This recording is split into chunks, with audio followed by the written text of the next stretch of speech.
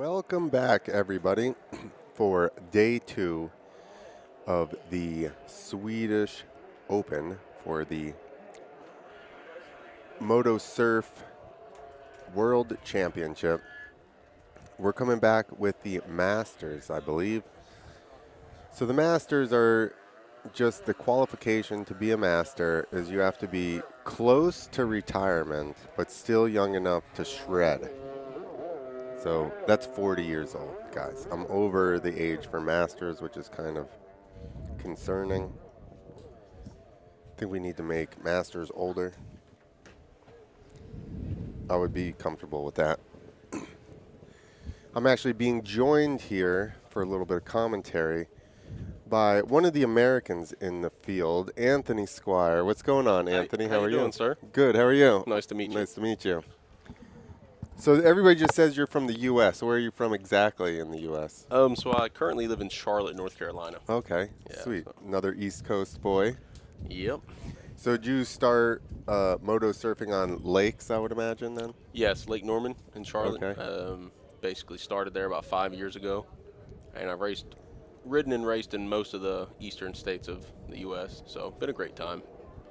Awesome. And then you found this series and decided to throw your hat into the arena. Yeah, started racing in the World Championships in 2022. Didn't do too well that year. 2023 was a good year. Got third overall, and then this year we'll see what happens. How long till you're a master? So I'm 28. Oh, so you got a long time. I think I'll be out the sport by then, for sure. So, ladies and gentlemen. Yeah, I'm 44. I'm like, we're not masters yet, all right? Settle down. Yeah, it's a pretty good age group. I really like watching the Masters because, most of them are fathers of the other racers out here. And it's good that they can come and enjoy the weekend themselves instead of just taking care of everything. Yeah, 100%. And, just out racing as a family, that's got to be cool. And fathers being able to pass down some, knowledge and work on a sport together with their kids is pretty cool. And still be competing versus just taking on a coach role, and not actually competing. The way I described it in Jeddah was they get to get their aggression out during this race.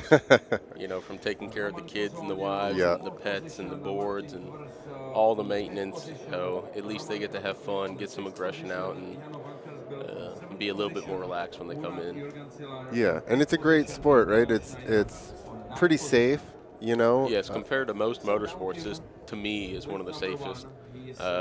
So I mean, we have waves. The only unsafe thing about this sport is, collision. If someone hits you or you hit someone, but besides that, it is extremely difficult and rare for you to hurt yourself when riding. So compared to most motorsports, this is the best. Yeah. So did you do any other motorsports prior to getting into this? So I've done a bit of motorcycle racing, road course. Okay.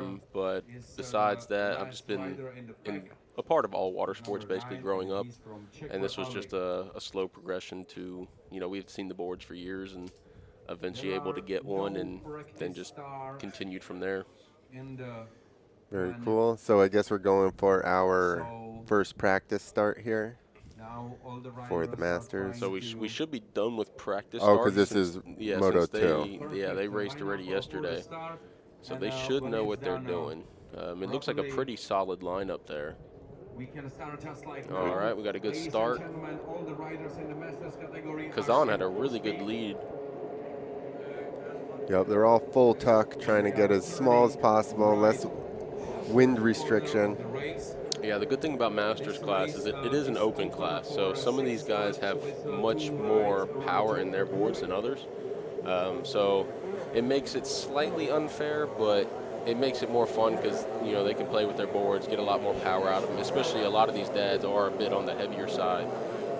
So it helps to have that extra power for sure. Yeah, I was watching that in the stock class, and, you seem to be a little bit bigger than some of the guys. I'm pretty much the heaviest out of the top 12, for sure, unfortunately. Yeah, I'm 190 pounds dry, and most of these racers are 140, 150. Yeah, that's a big, you're giving up a lot of power there. I mean, if you combine the power, the weight of the board and the weight of the rider, I'm pushing 250, 260, where most of these guys are under 200 pounds complete. Yeah. So you're looking at a 20% increase in overall weight, which in all racing, that is a huge disadvantage. And something like this with the water, you're now forcing your board down into the water, so that's going to create more friction versus if you can stay like higher on the water. Yeah, so you want to.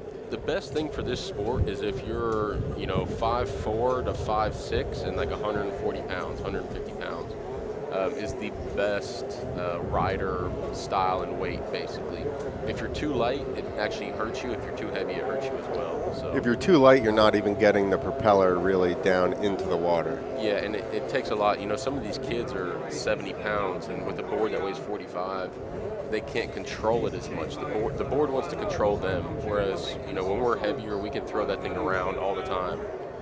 Absolutely. So right now we got Down Kim leading the race. He's got a pretty substantial lead. I don't think that is a surprise to anyone. No, Down Kim has been an animal for years. He's been dominating every year. 2022 he was the winner of stock class, and then last year we had a lot of issues in the racing season, and unfortunately he wasn't on the podium. But he was a podium for a few races, but not overall. But this year he is dominating both the stock class and the Masters class. So great to see him out there killing it. I don't know how he goes back to back. I get exhausted from racing one class, so really impressive to see him out there having a good time, smooth and consistent. So, and Roman Kazan is in second, which is awesome to see. He had a really good start, so I think that helped him.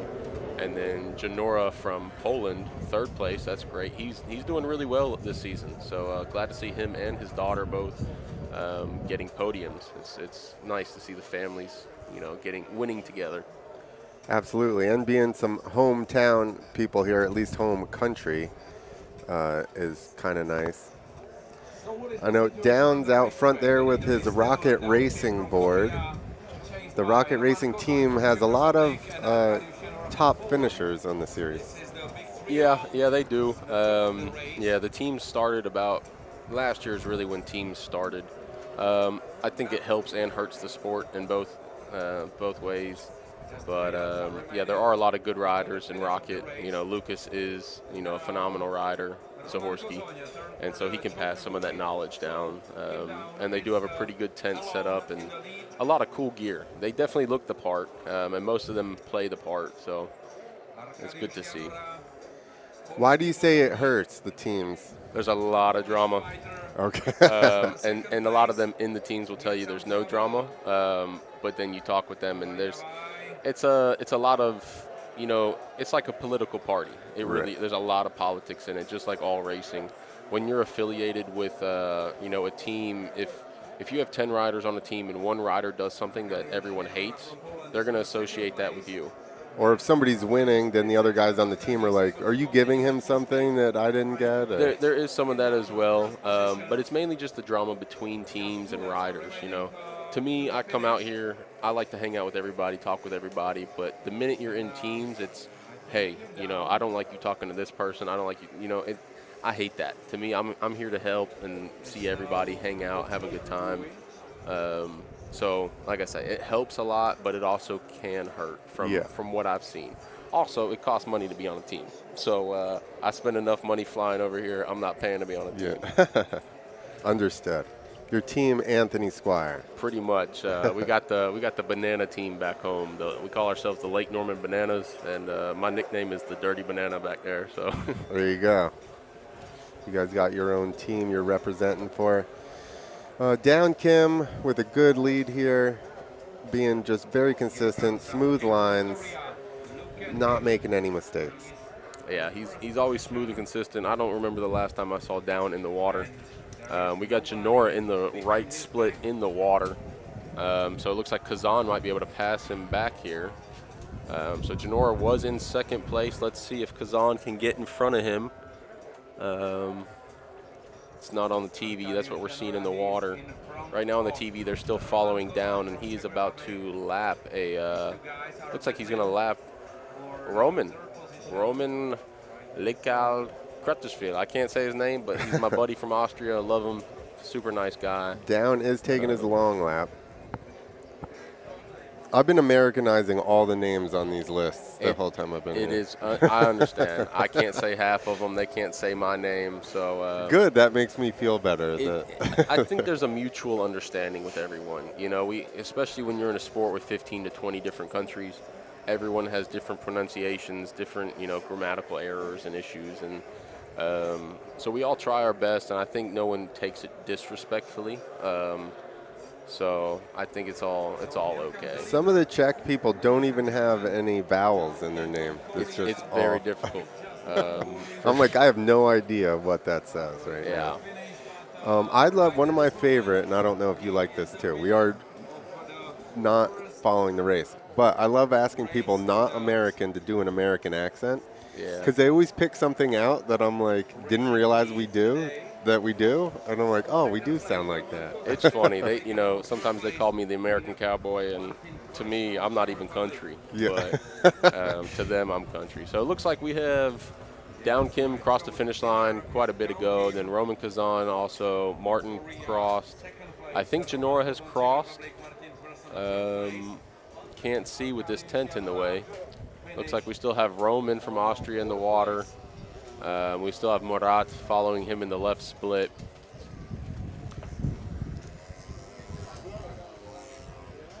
It looks like we have one rider still. No, is that Down? Yeah, so Down's all the way already basically going back into the pits. He's freestyling his way back to the pits there. He doesn't get tired. It's impressive. So there we got Roman crossing the finish line and Murat from Turkey also finishing. Strong finish. I think some riders fell in the water. This is a very tight and technical split, especially when you have 10, 12 riders out there. The waves are coming, they're splashing. You just can't, ride optimally. So there's been a lot of crashes today, a lot of falls, but it's racing. So is this split here? Is this tighter than normal? It's a touch tighter. It's not much. I'd say it's 5 to 10% tighter than normal. But it really is just track dependent. You race different road courses or dirt tracks. You have different, some things are easier, some things are harder. Like the other half, 60% of this track is very easy. It's full throttle. It's long turn. That's what I've been saying. Right here is really the split is really the, difference maker here because of how tight it is. And if you can plan your line out through there so that you hang tight to the buoys, you can make up a lot of time, because I know a lot of people end up kind of sweeping out and having to turn back like more degrees than they would need to. The key is to start the split turning early, because you will slowly go wider and wider every turn. So if you can start by turning the first and second buoy way early, then you're able to slowly, as you're exiting the split, you're running wide, but you're not running too wide. The minute you run wide on the first buoy, you're screwed. Yeah. Your line is done. But it is what it is. People complain when the track is too easy. People complain when the track is too hard.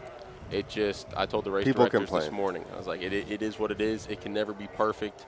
And you can make it as close to perfect as you want, and half the people will still complain. Well, whoever wins loves it, and then whoever loses. Yes, it's the same with the rules. You can love the rules one race, and the next race you hate them, because it may be in your favor, it may not.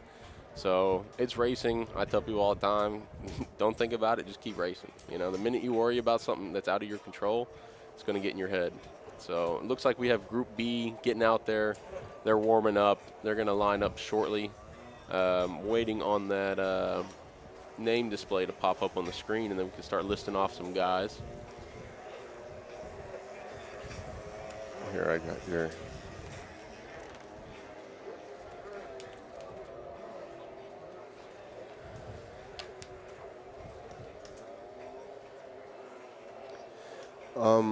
Do you find it's worse to be behind somebody because of their wake? Oh, yes. Yeah. It's the water changes, especially that whitewash you see. Yeah. So that's a mixture of air. It's just bubbles in the water. And so if you're in that, you sink. There's no buoyancy there, especially when you're heavy. If you're behind somebody, you have to stay off to the side, offset basically. And it's very difficult to pass someone that is the same riding position as you.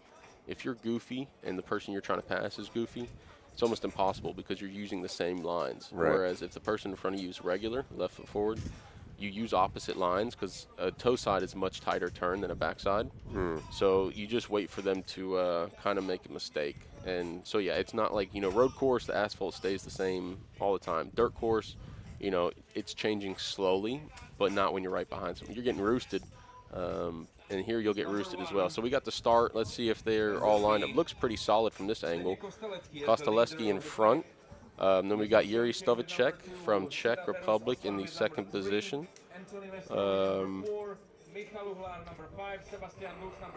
I cannot pronounce my man from Turkey's name, Sadat. And then we got Anthony Mastroni from Canada.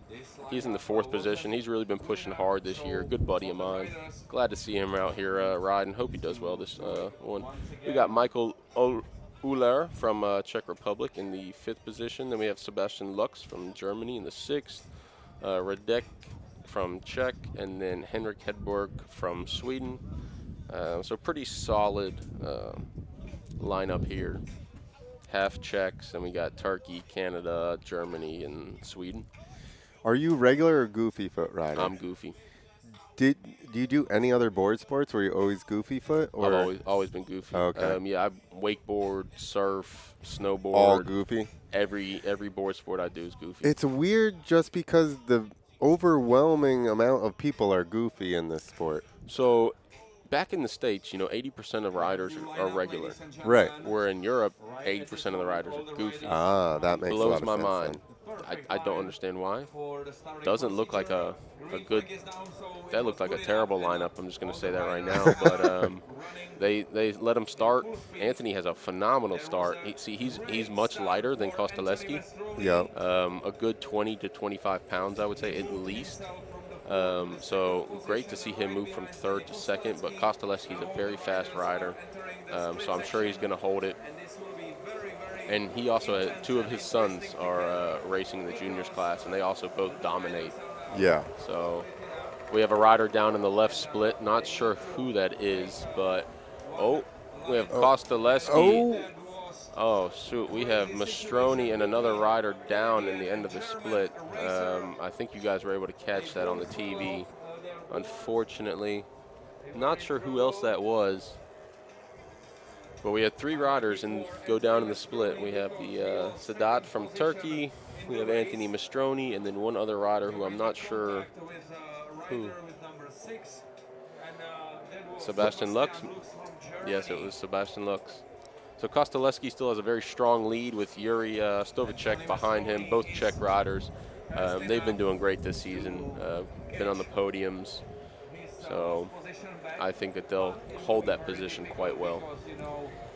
Yeah, and Kostelecky doesn't make very many mistakes. He's very smooth and just consistent. Yeah. And he's also, again, these guys are on the bigger side. They're my weight or above. Most of them are around 200. So 100 kilos, it's a lot for these guys, but they're killing it. 40 plus, and they're tired. They're huffing and puffing, but they keep killing it. Well, Kosteleski's got two kids here competing, so he's got some tension to burn off here. So for sure. Michal Uhlar from Czech Republic with number 5 on the third position. There's someone going to their long lap right now. I think it's the rider from Turkey. Kostelecky is coming out. Let's see if he can get in front of him.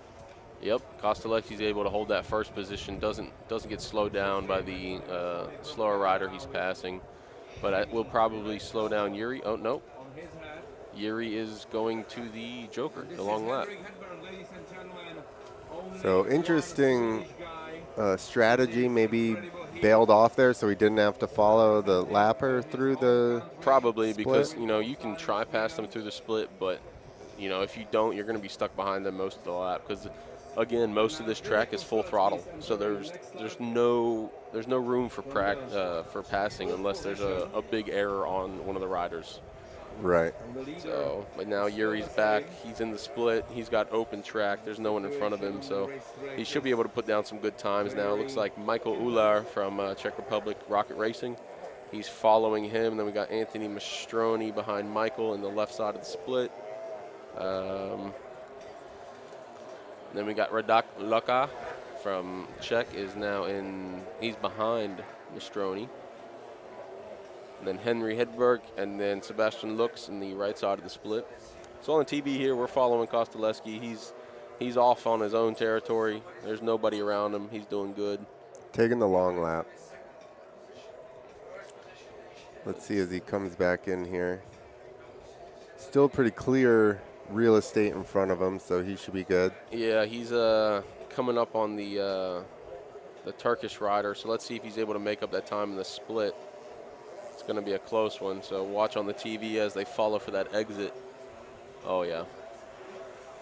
And then you can watch Yuri, see if Yuri's able to make it in front of the other rider. I almost think he pulled off the other way. Kostaleski crossing the line. I think they've got one lap left. I can't see.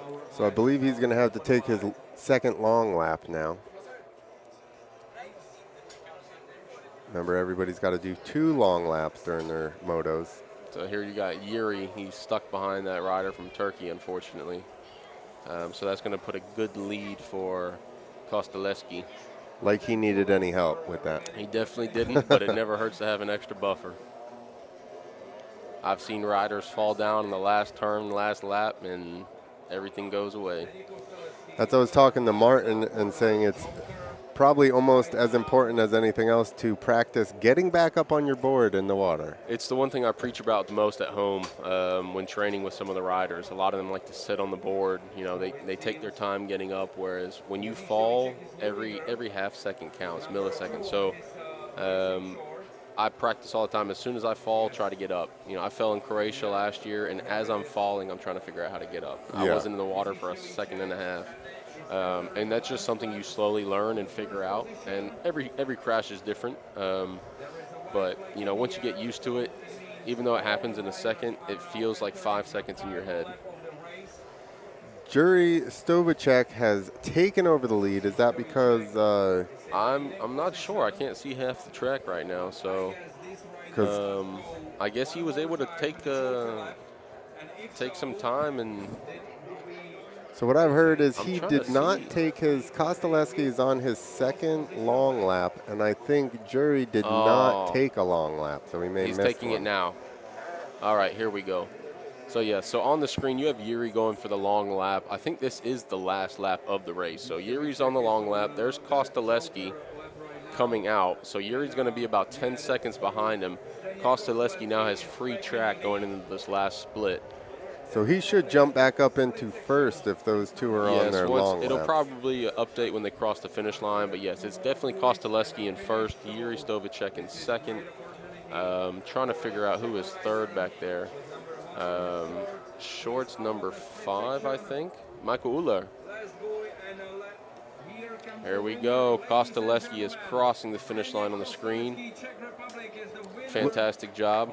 Looking around like, where is everybody? And we got Yuri Stovacek from Czech coming across for the second place. And then it looks like we have Michael Uller coming out of the split. He's going to take third place. Let's see who's after that. There's Michael Uller, third place.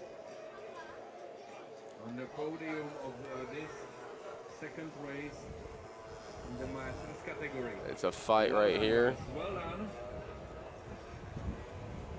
We got Radek from Czech. I think he will take the 4th position. Yep. It's a fight back here for these last couple positions. So, yeah, Radek is crossing the finish line in 4th. Then we have the Turkish rider behind him. These are preliminary results. Again, there was a lot of falls, probably a couple missed buoys. So the judges are going to have to tally that up and put some time penalties in there. We just had Anthony Mastroni pass the finish line, and then that looks like Henry Hedberg, I think. So what is the penalty for missing a buoy? So a missed buoy is 60% of a lap. So for this course, I believe the penalty is 35 seconds. Wow. So it's a pretty big... Yeah, that's huge. Yeah, it's substantial. So you are allowed to take the long lap to replace that. But the long lap, you know, some races, our long laps are 8 to 10 seconds. I think over here it's closer to the 15-second mark. You're still averaging yourself to half of what yes, you would be penalized. It's still better. But that is one thing to think about because there's sometimes where the tracks have a short joker, a long lap, and then or a very long one. We've had sometimes where it's a 25-second long lap on a 45-second track. So you kind of have to play with it and run the numbers and while you're out there. So do you time that in practice? When you're out in practice, you do the long lap and time Normally what we'll do is we watch riders. So when someone enters the split and then when they exit, we try to look for another spot on the track to say, okay, 6 buoys back. If someone's there and I enter the joker, long lap, I'll get in front of them.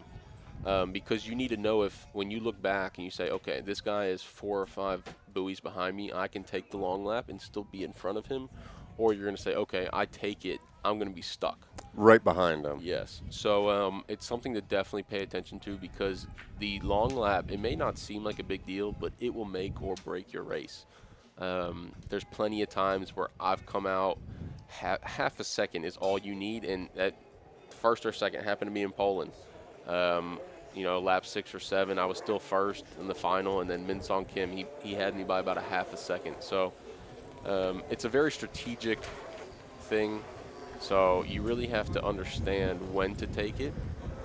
So it looks like we have the juniors coming back out here. They had a red flag earlier today, so hopefully there's no issues. I'm not sure exactly what happened, but hopefully these guys can get up and have a good race. The wind is starting to pick up even more, it seems like. I don't know if you guys are hearing that on the TV. I'm sure they are. But it's weird because last night, right, the wind is coming from the shore out. Yes. And it's not quite making the waves as big as it did last night when it was coming from the water in. It started to get way choppy. Yeah, yesterday we had closer to, foot and a half waves, rolling waves, so they're not too difficult. They're easier to judge.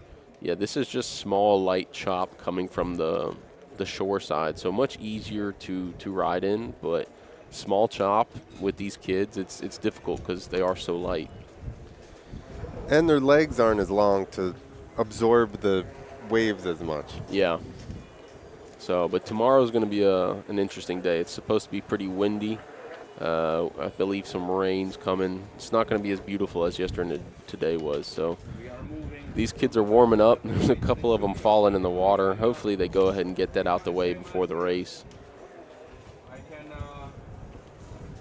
speak about the oldest category in our. Do you know if this is heat 1 or 2 for these So guys? this is, let me see the names to see who's out there. So this should be, this is heat 2. They raced yesterday, correct? Okay, so that's Yeah, so heat 2.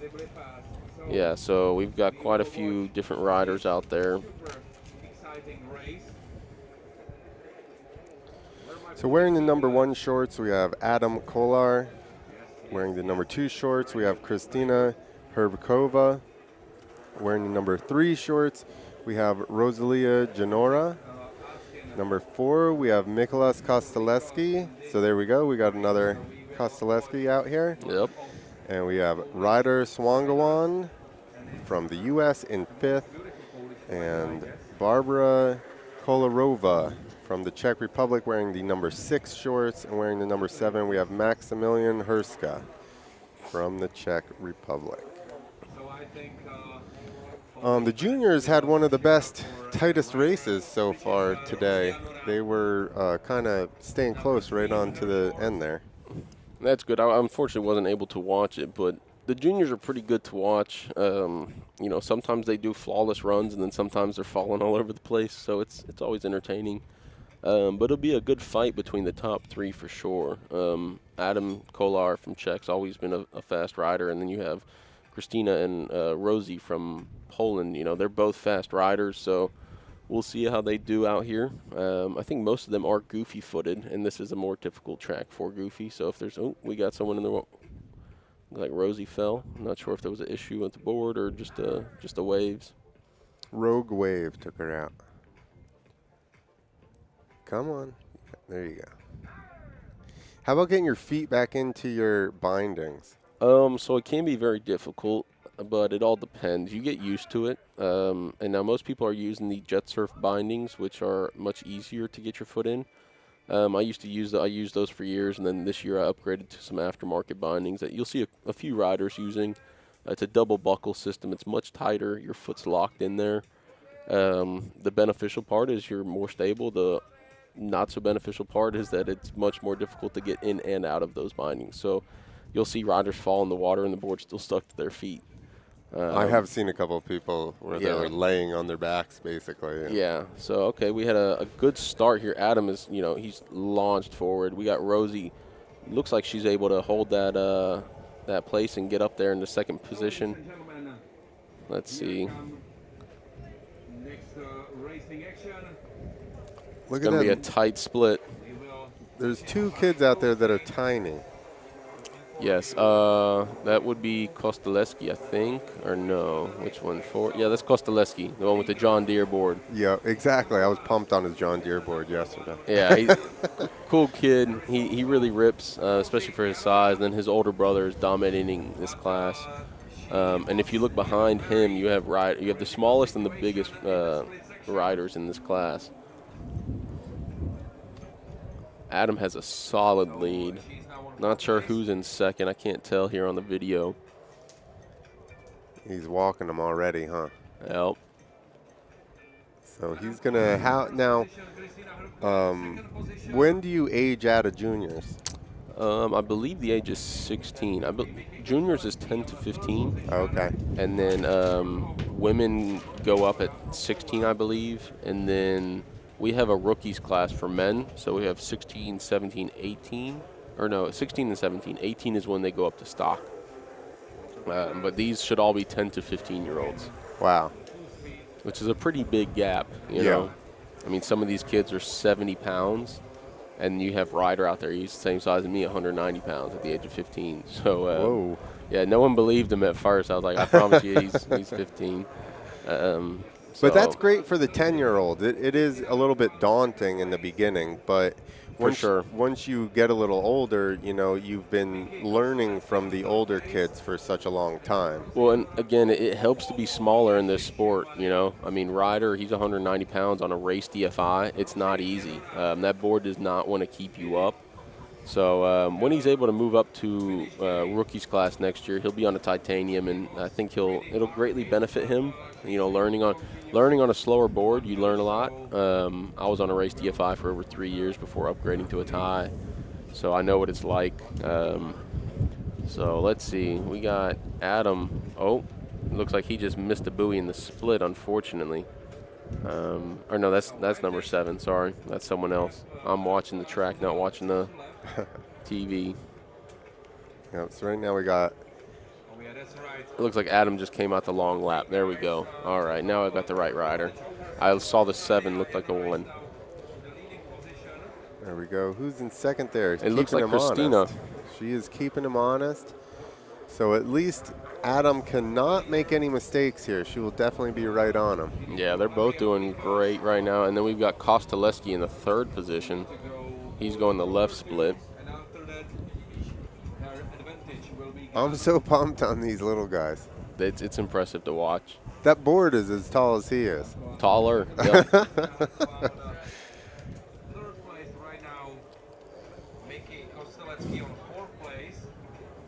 All right, Adam Kolar keeping his lead. Great style, right? I mean, his turns are good. Everything's rounded out real nice. Smooth, calm, and collected for sure. So I think he's definitely going to hold that position. But it looks like Christina is catching up a little bit. If you look here, we've got a rider coming out of the long lap. He is taking the balloons on the wrong side. He's supposed to go through the balloons. He went on the outside of the balloons. So we'll see if they give him a penalty for that. Christina is taking her 2nd long lap here. So that may help her out. If Kolar almost falling, but able to save it. It was a tough one. I'm sure you guys saw that on the screen. And an extra little loop there. So it's definitely going to help Christina here. And there's Rosie coming through the split as well. She's chasing down Adam. Christina is on the TV right now. She just completed her 2nd long lap, I believe, and she's doing the split. She's got some good free track now, so let's see if she can chase Adam back down and take advantage of this open water. Yeah, so if Adam still needs to do a long lap, Christina may have put herself in a good position here. Hopefully so. With that open track, she can make some time. But I think Adam is far enough ahead right now, judging by where he is, that he'll be able to hold it. Because Christina is going to come up on Rosie and the other, I think, Maximilian. So let's see. Adam is in the long lap as we speak. He's on the TV. And it looks like he's definitely going to be able to hold that position and get out in front of Christina. She's 2 buoys back. Here we go. You'll see her pop right behind him on the screen. There we go. Adam on the right, Christina following him, chasing him down. It looks like they're almost in the exact same spot. Yeah, very close. You know, they've been 1 or 2 seconds, split between them for the whole race. So it comes down to this last moment. I think this is the last lap of. Yes, they have the checkered flag out right now. So you have Adam Kolar coming out the split, Christina following him, first and second place. It's going to be a fight for third and fourth. If I'm looking at it right now, we've got them through. Let's see who's coming up next. Rosie with a phenomenal pass, passing Maximilian. So Rosie from Poland is going to take that third place. We've got Maximilian crossing the finish line, but I believe he is not in fourth place. I think he's a lap down. Yes, he's definitely a lap back. So Kostaleski is going to have that fourth place. So I'm not sure between 5th, 6th, and 7th what we're going to have here. But anything can happen. Once again, the juniors did not disappoint. They always have some nice close heats. Yeah, it's good to watch. Most of them are pretty same level skill-wise, so you can see them congratulating each other as they come in. Some of us riders, we're so tired after that race, we go ahead and sit on the board immediately. You'd be surprised how tired your shins and ankles get. That's what I keep talking, because I snowboard, and I'm like, I know my feet and calves and stuff get so tired. Yeah. And you can see people at the end of the races start to make those little mistakes, and all it is, I'm sure, is your feet, calves are worked. Yeah. And just a teeny bit of adjustment to your board, and you're, It's arm pump in the calves, basically. Yeah, exactly. Buildup of lactic acid. All right, so here's your finishing positions in the junior Heat 2, Group A. Adam Kolar getting first, Kristina Herbakova in second, Rosalia Janora in third, Mikolas Kostaleski in fourth, Ryder Swangawan in fifth, Barbara Kolarova in sixth, and Maximilian Herska in seventh.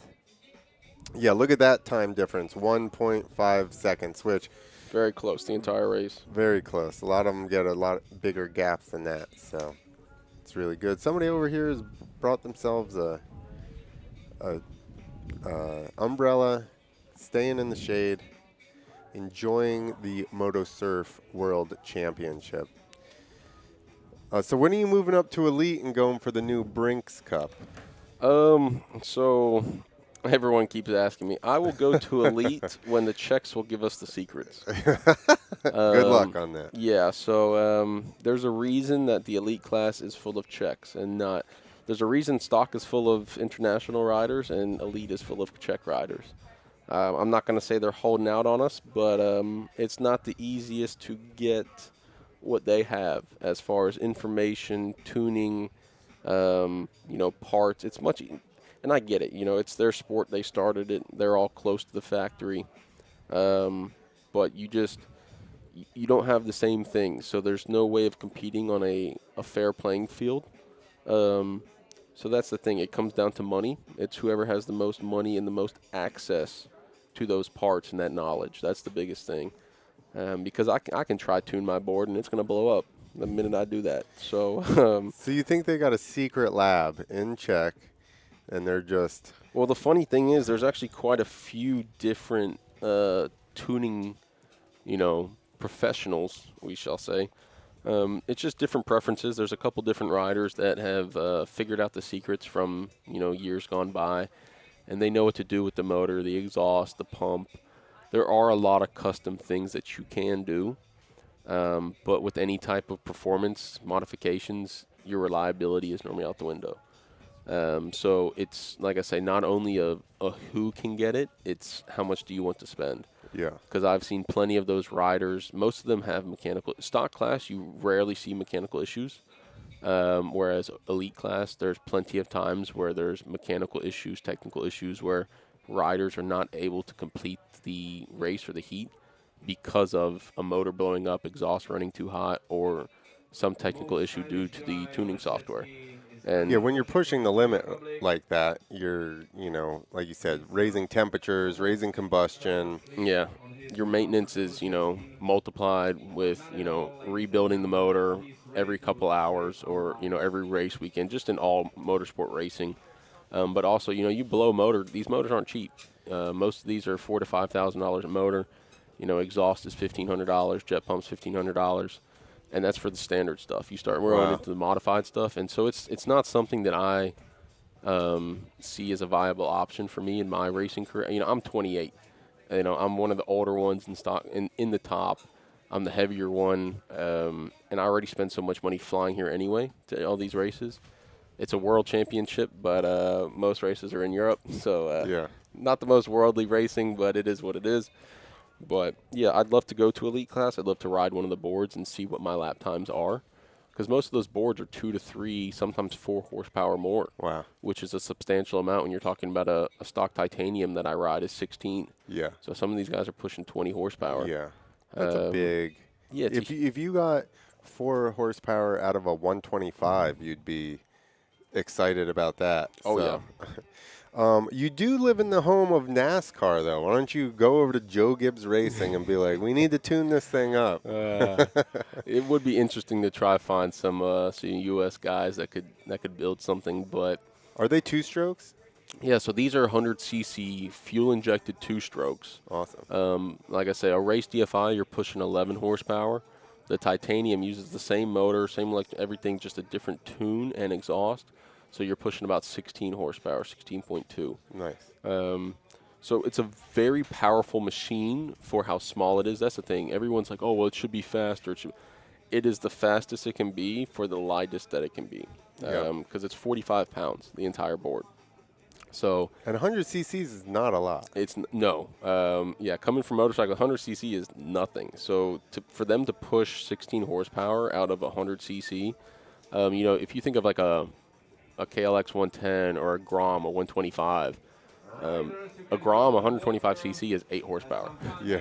So for them to push double that out of these 100cc and still be reliable, I've pushed these motors past 100 hours plenty of times without a rebuild.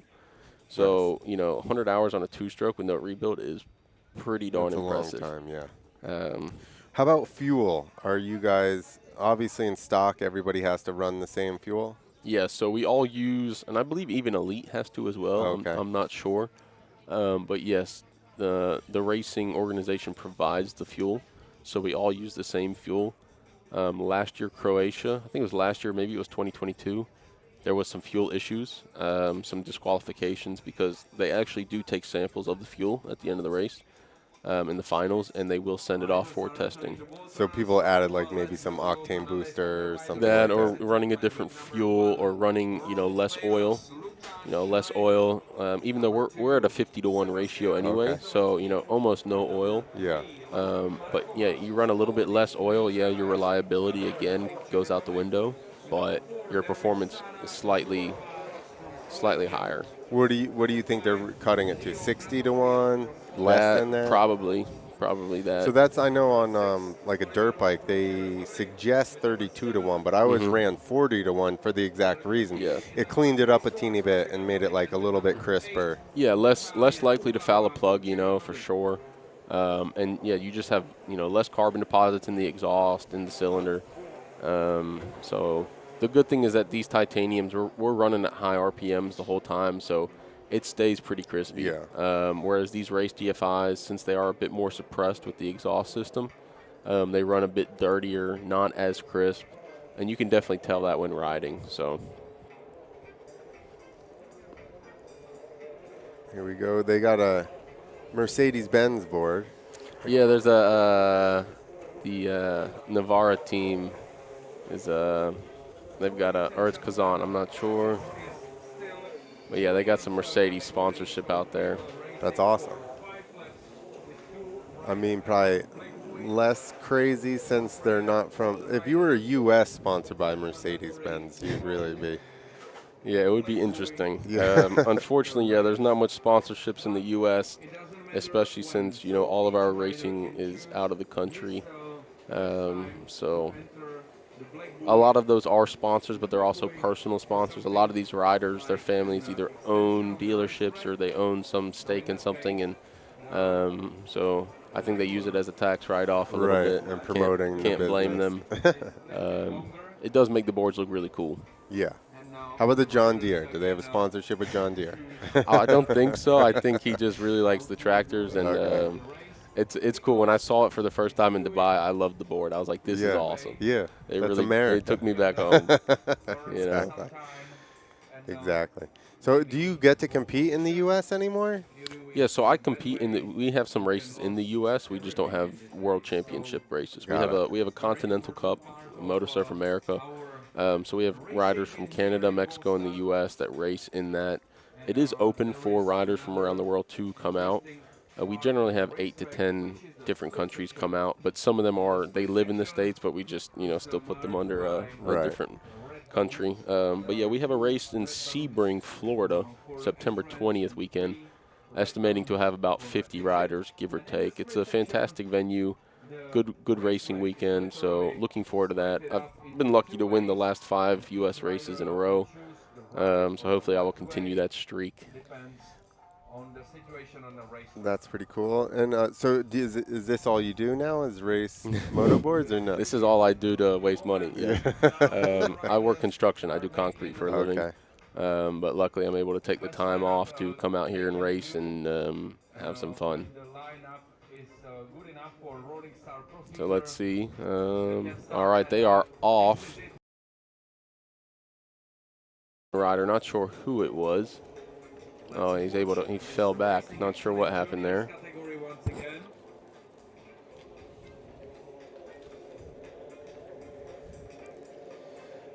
So we have Lucas Schneider running the number 1 shorts. He's looking good through that split. Yep, and that's our leader right now. Got himself a good little gap for it still being the first lap. In second is Sebastian Kolecki wearing the number 2 shorts, and in third is still Laura Markova wearing the number 3 shorts. Like I said, the juniors are good. It's always a pretty tight competition, so.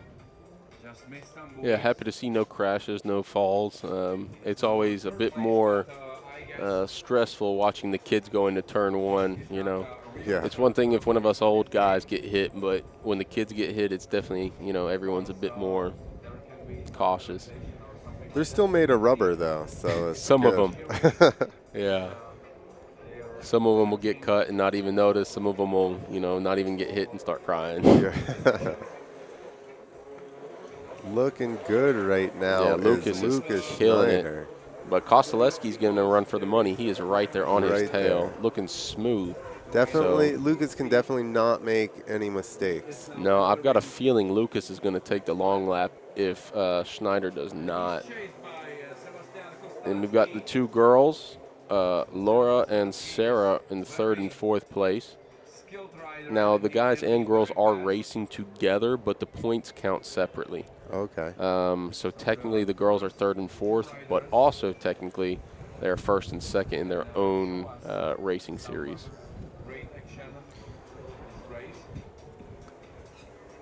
The finals, they will be split.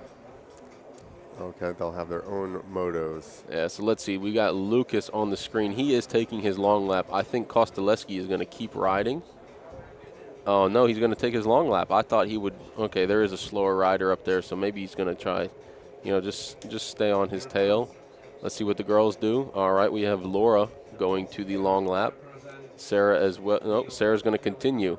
We've got a rider in the water in the split, so Sarah needs to go left. I hope she can see that. Yep. So, would you say it's probably better if you're in the position of Sebastian to keep the leader right in front of you so you can keep pace with them, or would you have maybe done the rest of the regular lap? I would have continued the lap just because he was on his tail. So if you're at the start of the race, it is better to chase the fast guys. But if you're able to, if they take the long lap and you can get a clean lap and try and make some ground, it's the best thing to do because you can't pass them. Right. Unless they make a huge mistake. So it's more likely to go do your lap and hope for clean water and make up that 1 or 2 seconds and then pass them when they take the long lap. So it's more likely for that scenario than the other. Got it. I think a little bit maybe it's still beneficial to see what they're doing and try to learn if somebody has, a little advantage on you. Yeah. Sometimes you follow them for 1 or 2 laps and you look for a weakness spot, but again, most of the time we're full throttle, so it's very hard to find a good spot. So if you look here, we have Sarah and Laura coming out. Looks like Sarah from Slovakia was able to pass Laura, but now Laura is going to take her second Joker long lap. Sarah's in the split, and then we have Schneider coming back through for the split. I think he's taken 1 long lap. Not too sure. Maybe he's taken both.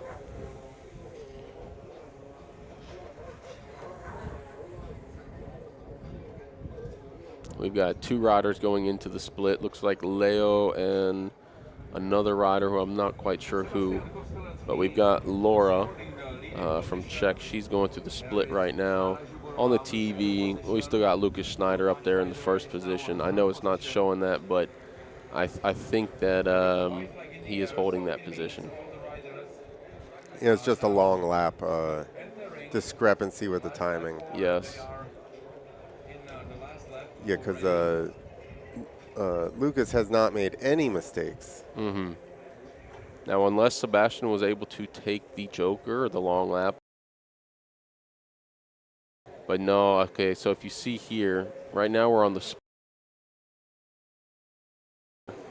I'm not sure who, but now coming through the split, it's not on the TV. There we go. It's now on the TV. You have Schneider back in the first place with Kostaleski chasing him back down in second position. I'm not sure if this rider in the water has an issue. They're getting back up on the board. So Schneider going across the finish line. They have the checkered flag out. So that is a first place position for Lucas Schneider from the Czech Republic and a second place for Sebastian Kostaleski. And then we've got Sarah. She's about to cross the finish line in third place, or for women's or juniors girls, it would be first place. And then looking for Laura, I guess she's passed as well. I can't tell. They're focused on the kids that have finished, but pretty sure Laura finished fourth. So for the girls, she is second. I'm not sure what's happening with these other kids right now. Sarah was very excited about her girls juniors win. She was fist pumping about a straightaway early. Yeah, understandably, these kids, I feel like they definitely have more emotions than us. So they're more excited most of the time. That's good. They're not jaded about life like the old guys. Well, you'll see. You'll see. I'm 44. I'm already jaded. It's over for me. It's never over. So there you go.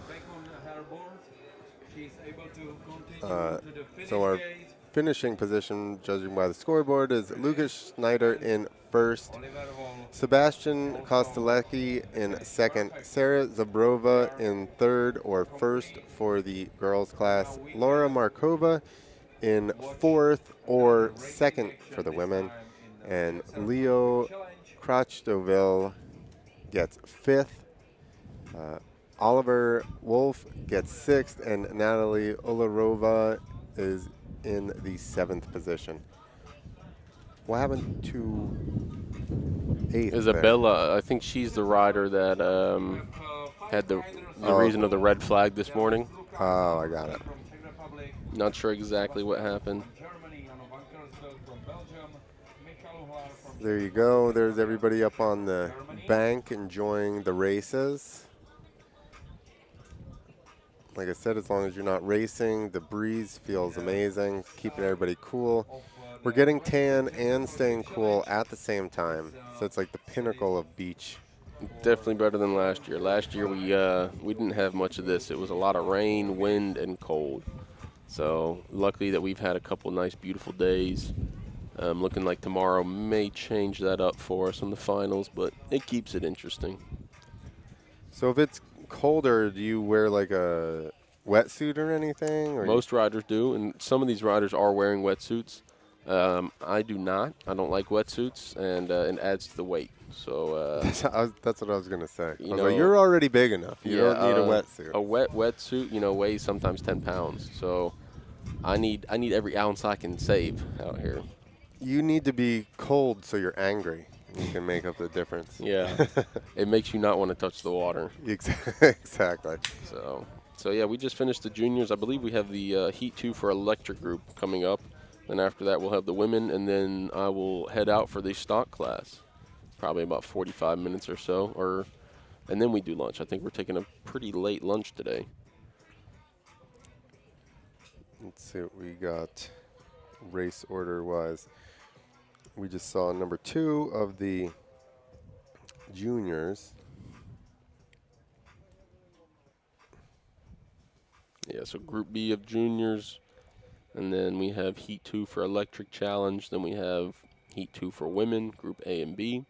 Then we'll go back to the 3 groups of stock and stock R. Then one more elite, one more juniors maybe. Then lunch break is what it's looking like. Lunch break at 1:45, 2 hours from now. So I think I got a updated. So we're at juniors. Here you go, Heat 2 for juniors. Yeah, so next up, we'll have the electric challenge, women, stock. Okay, cool. So you can't hang out too long, but Yeah, I'll stay for the electric, and I'll stay from the women's, and then probably as women's is ending, I'll skedaddle back down and get ready. So I saw that your controller has obviously wires or cables to run your throttle, but then there's also like a tether. So we have a leash. It's actually technically a surfboard leash that you would normally attach to your foot, so that if you fall while surfing, that board doesn't go too far away. But yeah, so we have a handle. It's our throttle. It basically has an electrical wire that controls the motor, and then we have a throttle cable. So both of those go down between the snorkel into the board to control it, and then there's a piece of parachute cord that holds that handle to the board so that you can use that for stability. It's exactly where I was going with it, because I've been watching and I have seen it looks like some people kind of pull on their handle to help them initiate turns. Yes, you definitely use it on a backside turn. You never really use it when you're going straight or turning toe side. But backside, you generally are going to use your arm. You're going to pull that nose up because that nose wants to sink, and once that nose sinks, you're done for. So everyone, you generally make a pretty short rope, and you can use that to pull on tightly. And it's a rider's preference. You'll see some riders doing it more or less, and some of the juniors will actually occasionally use both hands because they'll get so tired and they don't have the strength. I did see on the start. I also saw a junior, squat down and like grab a hold of it. Yeah, so it's definitely used for stability. Have you ever tried to ride without one of those on there? No. Would it be real difficult? It would be very difficult. Yes. Because the last thing you want to do is pull that throttle cable out the pocket. And you would just be trying to lean forward as you gassed it and have no assistance at all. Well, so you don't even use it when you're going straight. You kind of lean forward to set your body up to take that. So on the screen now we have electric challenge coming up. Looks like we have Lucas Zahorsky in the first position. He dominated the elite class for many years and now has moved over to electric. It's a little easier to win. He's getting old. And then we got Sebastian Lux, I believe, in second place. Or is that? Yeah, Sebastian Lux in second. Then we have Yano in third. Oh my goodness, what a start for these fellas. Let's see. Everybody's pretty tight here. Yep. Oh, Whoa. getting squirrely. Yep. Must have caught a little. So Sebastian Lux was able to make a pass in the start on Lucas Zahorski. Jano is holding his third place position. Then we also have Michael Ular. You know, we saw him in the Masters. He's back here in electric. Same with Jano. Jano's racing both classes. Uh-oh, it looks like Sebastian Lux missed a buoy. Oh, my goodness. I can't tell what's happening. A lot of missed buoys, it looks like, right there. Yeah, that was a tight one. There's definitely going to be some penalties for that. Let's see if he takes the penalty or does an extra long lap. We got Fabian Kusche from Germany. He's at the back currently. So this is the pinnacle of green. I was talking to Martin about the new fuel that they're using, especially for the World Games next year. But here, these are just electric, so they're just plugging them in between motos. Yeah, so some people consider that green. It just depends on who you ask. Hey, I'm just going with the narrative here. But yeah, these are electric. They are very. Oh, we have an issue. We have Lucas Zahorski. Looks like he has an issue on his board. I think his key got knocked out, but he was able to hold that. I was very impressive. I hope that was on video. Not sure. Jano was able to make a pass on him, and okay, Lucas got that position back easy. Is that? So Jano fell in the water. We have, it looks like Lux is able to pass back. So Lucas again is back in the first place position after his minor technical difficulty. What if I just raced and stayed on my knees? Is that okay, or is that not allowed? It's frowned upon. It is in the rules that you are supposed to be standing. Okay. You can be on your knees for a buoy or two if you're getting up, but yeah, you cannot, and you wouldn't be able to turn very much either. Your weight wouldn't work. You need too well. the high center of gravity, or else you'll be dragging through the water. Yeah. But Lucas has a solid lead right now. It looks like Sebastian Lux is back in second place, but again, he missed a buoy previously, I believe, so he either needs to take an extra long lap or just accept that penalty. He's taking long lap following Lucas.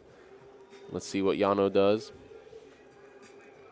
Looks like he followed him out there. Yep, Jano's going to continue doing the normal track.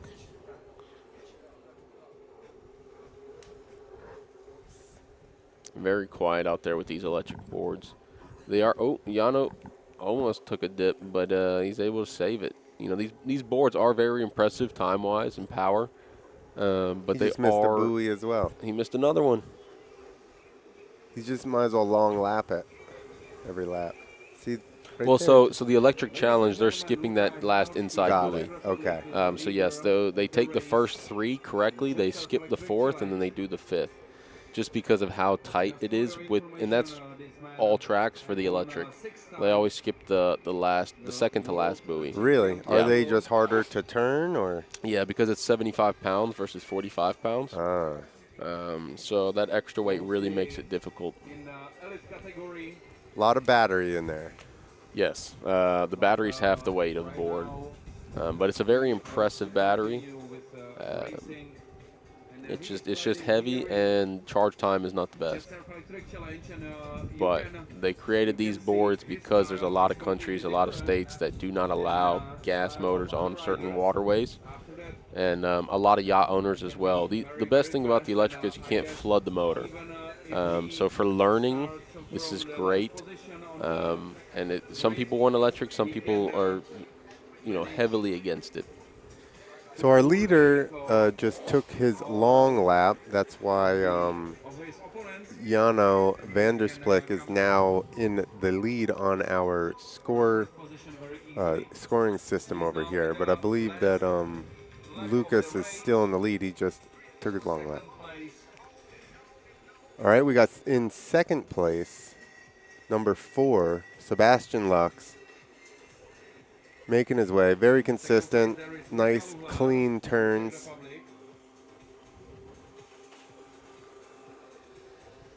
Let's see if he goes for his long lap. Yep.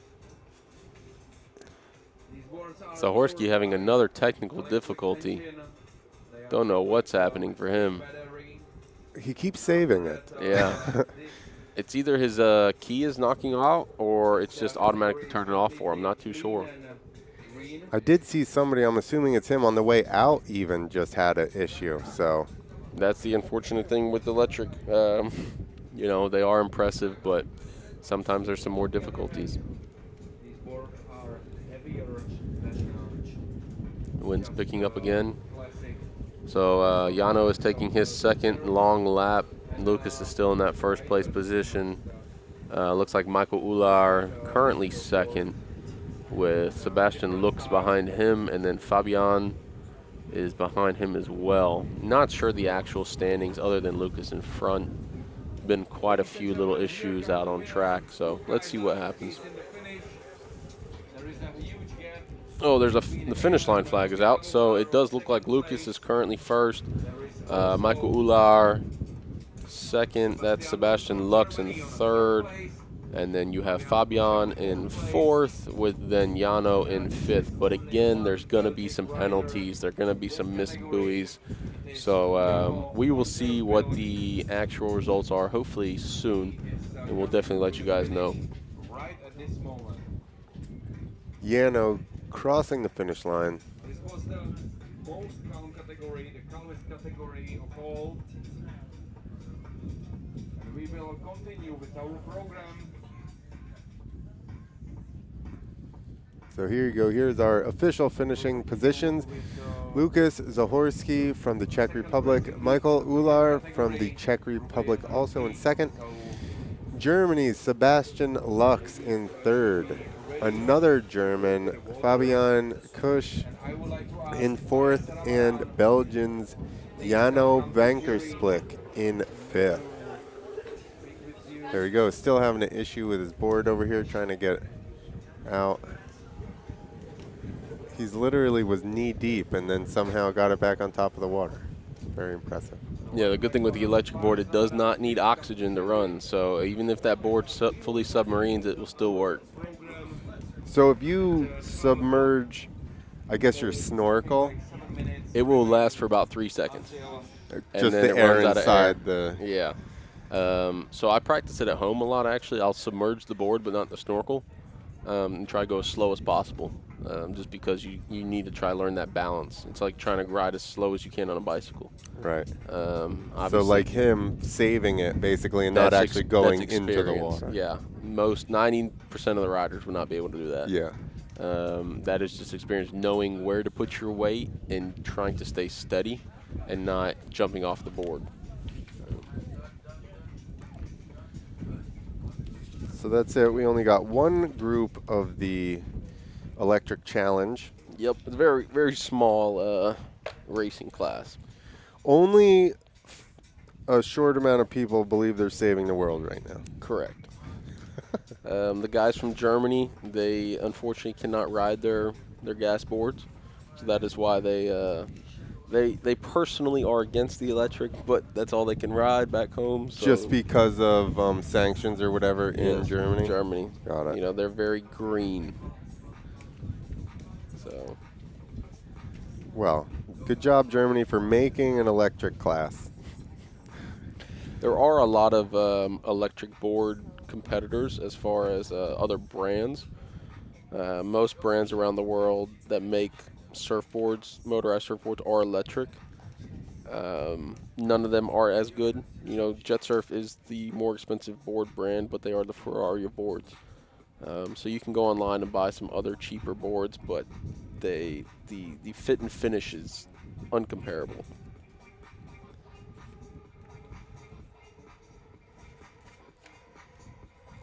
Well, there you go.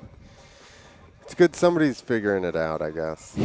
Yeah, we'll see how long it lasts. I mean, you know, I think batteries are great for the smaller toys, the one wheels, the Surons, things like that. But when it comes to bigger items, it's too expensive and timely to either have spare batteries or to charge your batteries up. Whereas as long as you have gas, our gas boards will run 4 or 5 hours a day and then charge it at the end of the day.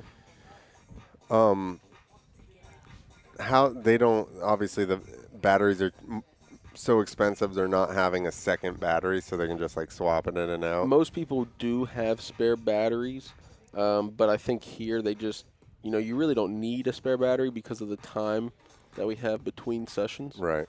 Generally, there's an hour to 2 hours break between when electric will race and race again. So And you're not running it completely dead, so you don't necessarily need the full charging time. it's close. Oh, really? So there's different power modes for these. So they push it to the limits, and then it goes at the fastest speed mode. It's 25 minutes. Now they're out there wow. for 8 to 10, so they should only be using about half. But it's one of those things. The full power is more power, more juice. Yep. So, but Quicker yeah, most draw. people back home that buy electric boards do buy a spare battery. The unfortunate part of that is they are $6,000 for a spare That's what battery. I was going to ask. That's a lot. Yeah. It'll take you many, many, many years to spend $6,000 in gas for these boards. Yeah. Because they are extremely fuel efficient. Yeah. They're, like we were saying, they are small engines, so you're not really. No, I don't go through more than 2.5 gallons a weekend. So Wow. you're looking at $10 max for gas and oil. And so for reference, a race DFI, all these boards have a 3-liter gas tank. And on a race DFI, you can ride for over an hour. Wow. On 3 liters. Titanium, you're looking at 30 to 45 minutes if you're full speed racing the entire time. If you're cruising around, you'll get an hour. If you're pinning it, 30 to 45 minutes on a full 3 liters, which there's no other motorsport that I have found that is that efficient. No. So, No. In a moto, motocross moto, you can almost run your 450 out of gas if it's a half an hour plus 2. yeah. At least if you're twisting the throttle hard enough. Yeah. Me, maybe not so much, but, somebody can do it. Yeah. So the wind is picking up a little bit. Like I said, luckily it's still coming from the land to off, so we're not really getting the rolling waves. It's more like kind of just small chop. Yeah. Right now we're getting ready for the women. The most beautiful class of the weekend, might I add. I would agree with that, since I don't think many of the men are beautiful, so that's an easy. Hey, it's Sweden. They accept everybody. That's true. Sweden does have some beautiful men. I do have to say that. I'm not sure if there is a delay for the women's or I think we actually might be waiting for 12 o'clock exactly for the Brinks TV, correct? Because the women's, the stock, and the elite are broadcasted, I believe. Nobody over there is yelling at us to get ready for the Brinks intro, so I don't know. The women are taking the course now. They're warming their legs up and their feet. My wife would be like, I need a foot massage now. I rode my board all day. Oh, yeah. A leg massage after a day of this is heavenly. I'm sure. We do snowboarding, and after you're like, oh, my bottoms of my feet are so tight. Yeah. Similar, obviously, with this. The bottom of your feet get. It's so honestly, the bottom of the foot, because we have the buckles. Yep. And so you really you tighten the buckles as tight as you can on top of your foot, and it kind of squeezes the blood out. Yeah. But it also, your shins, you get like major, because all your play is in your ankles and your shins. Yep. Similar to snowboarding, at least the snowboard, you have a full boot, so it's a bit more secure. A bit more of your leg itself actually is using that power, where here it's all true. You have nothing over your ankle at all. Yeah. So whereas in the boot, especially if you have a stiffer boot, yeah, you're kind of like rocking your legs back Yeah. and forward versus more so just your feet here. Mm-hmm. Yeah, your boot and your binding are much more secure, so you can kind of use your body weight, and depending on how you ride, you can relax a little bit more going down the slopes. Whereas here, generally, there's no straights. Now, obviously, the backside of this track is a bit easier, but you're doing 8 to 10 minutes of solid, just flip-flopping back and forth. So it's a lot, and some riders are better at conditioning than others, and that is a big thing. You can have someone that's fast, but they get tired quickly, and that's generally my case. So, but here we got the girls lining up. Green flag is up. Looks like Alishka Matushkova, she is the #1 rider from last year. She's been dominating this year as well. We have Ellie right behind her. Then we have Unjun Lee from Korea, Mariana Navarova from Czech. Then we have Linda Lukscheider from Czech, Adela from Czech, Sarah from Czech, and then Terza from the U.S. So we'll see how it starts. Looking like they're holding the same positions here, first, second, and third place going into the split. Alishka taking left, and then Elisabetta is taking. Wait, how is? Oh, that's Pulling out a little bit of a gap here on number 2. She doesn't really make mistakes, huh? no. She's been a very consistent, smooth, fast rider for the past 2-3 years. She's definitely been dominating, generally always on the podium in first place. We have our and as you said that, she fell. That's the announcer's curse, they call it that. sounds like it's your fault. So I'm very unfortunate to see that Alishka in the water. I'm Is sure it? I think we're going to get an exciting race now because she's going to put a charge on. Yes, so she is back up currently. 1, 2, 3, 4. It looks like she's in 5th position here. So Ellie is probably very excited right now that she's holding that first place with Unjun Lee behind her in 2nd. So we do 4 heats this weekend, but the lowest gets dropped. So hopefully this is her only mistake this weekend, and that will be dropped and taken away. So in the left split, we have Unjun Lee and Linda Lukscheider, 2 of the Apex Pilot team members. The other teammate, Elisabetta, she will be in the other heat. But good to see them in the 2nd and 3rd place position. Yeah, I saw Unjun in practice, and she has like really good control of her board and kind of like demands it go where she wants. Yeah, again, that being shorter, it helps a lot keeping that center of gravity low on these boards. So it is pretty beneficial. So it looks like Ellie has a pretty strong 1 to 2 buoy lead right now. As you guys can see on the track there, she's on the left, Unjun's on the right. Linda is still behind her. Still none of them have taken their long laps yet. Not to my knowledge, I haven't seen anyone. I think Alishka is going to go ahead and take her. Oh, we have Linda taking a long lap. Alishka's taking a long lap.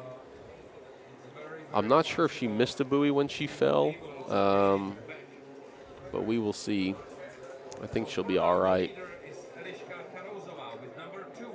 So if somebody falls in front of you, I see people put their hand up and kind of miss a buoy. Is that? Yeah, so safety is a priority out here.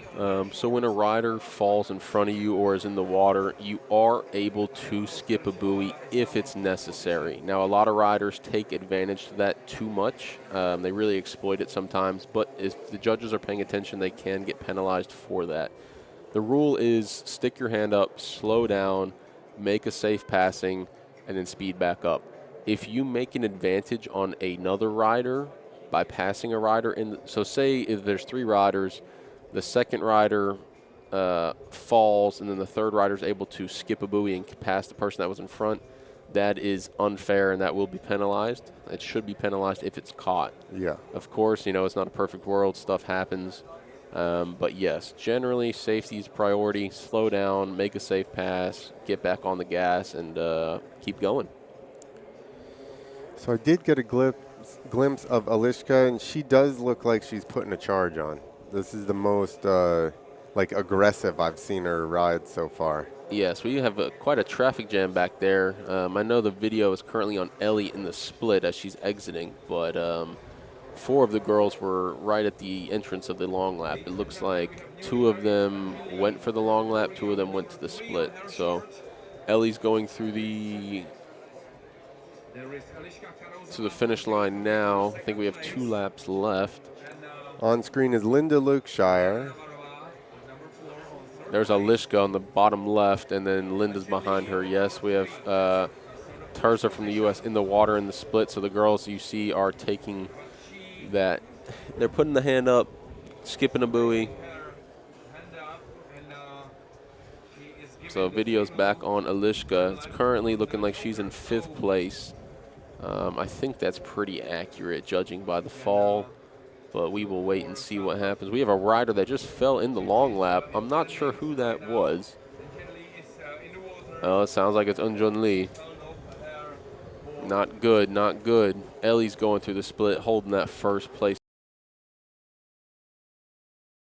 And out of the split. These girls look like they're getting tired. We've got Mariana Navarova. She's in place right now, considering Unjun just fell, but she's back up. All right, here you go in the split. Not on the TV, but we're watching it here. We've got Alishka and Unjun. Okay, it's on the screen now. Unjun Lee and A little Alishka. wide there. Yeah, Alishka had a bit of a mistake, so she is not gaining any positions currently.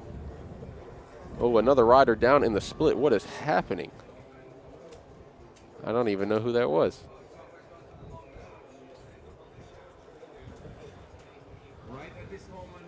Good race, a lot of action, a lot of position changes. Yeah, it's too much to keep up. Sarah Wolf, I believe, is going through the, she's exiting the split right now. Ellie is entering the split again, doing a great job, really holding this, this 1st place position. I'm sure she's excited for this. Sometimes you just have to wait for someone to make a mistake, take advantage of that. You got to be in it to win it, and you know, like you said, she was there to take advantage of the mistake. Yes. So yes, white flag is out. So this is her last lap.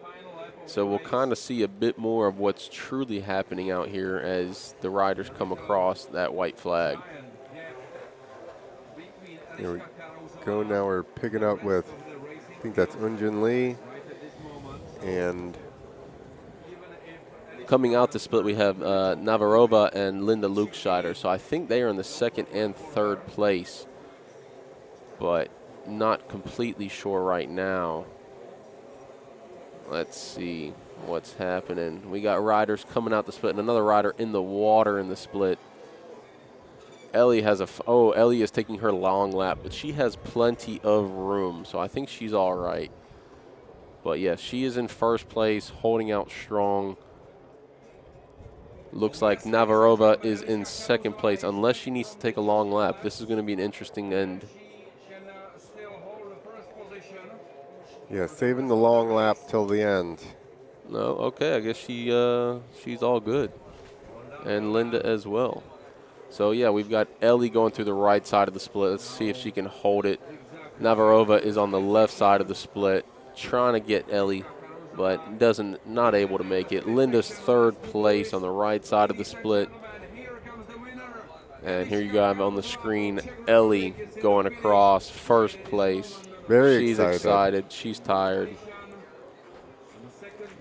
That's cool. I love seeing them, you know, excited about their finished positions. Yeah, the emotions are flying. So, yes, so it went Ellie, then it went Navarova, then in 3rd place should be Linda Lukscheider, 4th place Unjun Lee, 5th place will be Alishka. She was able to make up a few positions after that unfortunate fall. Then I believe that is Adela. Oh no. 6th. And then is that Sarah? Sarah's in the water, unfortunately. Let's see if she can get back up here. Having some issues with her leash and handle. Very unfortunate.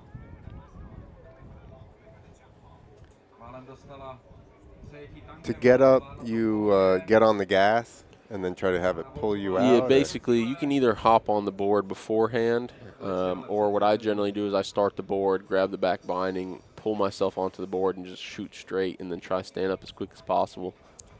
I would imagine it would be easier while you're kind of moving a little bit. It gets so a tiny bit. like a bicycle, you know, if you have momentum, if you're moving, it's much more stable, much easier to stay up versus if you're just standing there, you don't float very well. Yeah. So now the juniors are able. If you're under about 80, 90 pounds, you can stand on the board and it'll still float. But anything over 90, 100 pounds, that thing's sinking quick. Has anybody made like a motorized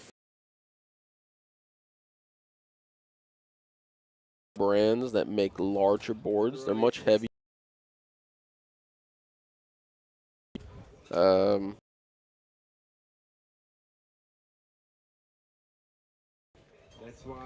That's for getting on big waves.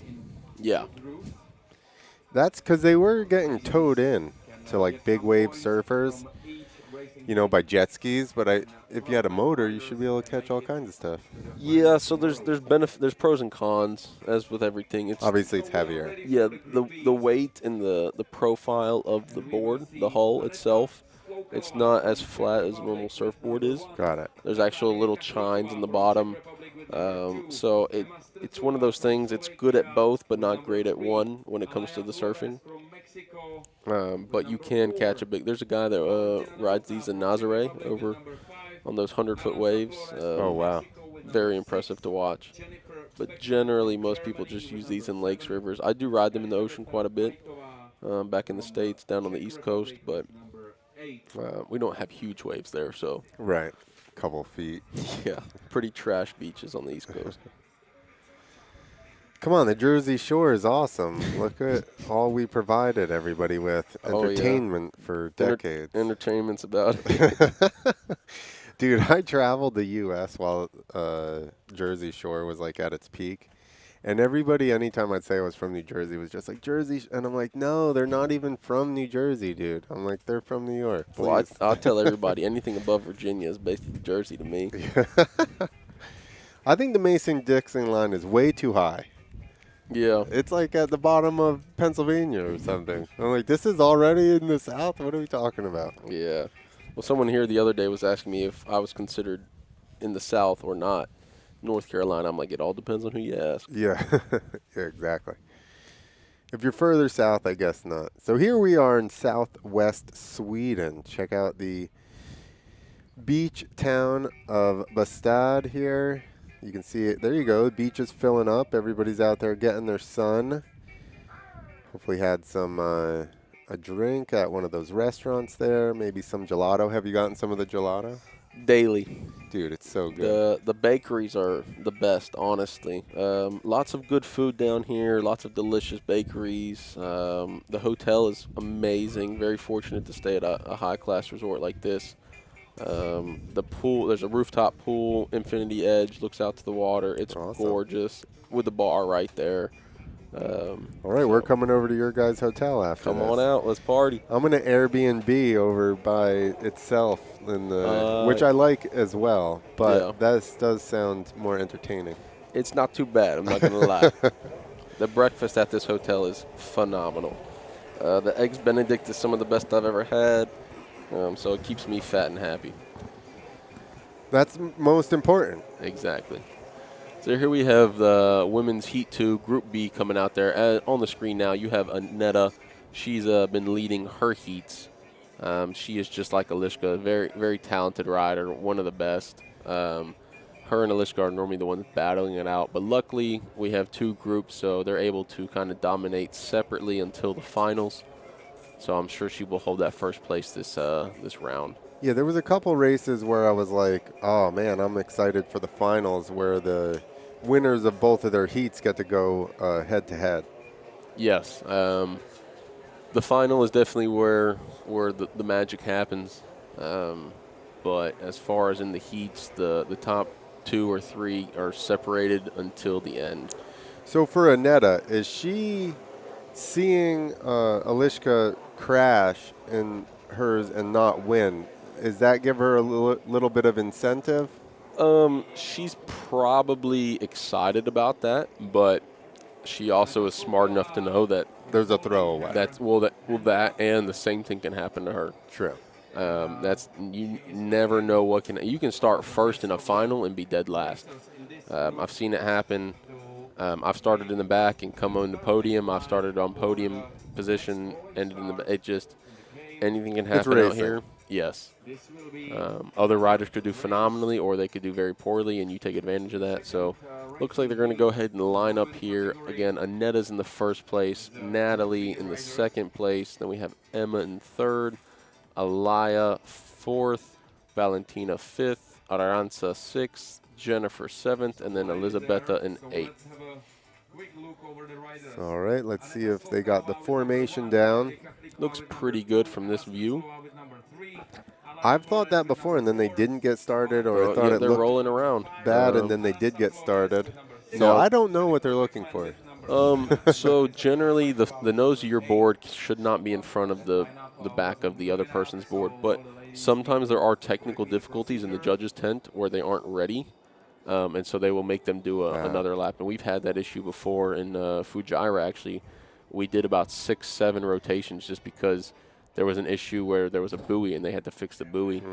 So now, and I thought this before, and you're the perfect person to ask. Now, if you're already like endurance-wise, like exhausted. struggling at the end, and now you have to do however many laps around. So now by the time the race starts, you're already like, oh man. And it's actually more tiring to go slow than to go fast. Because you're tons of tiny adjustments. That and just all your weight's on that back. You'll see how it's not planed out. The board is still plowing. The nose is high. The back's deep. So a lot of your weight is back, and you're at a weird position.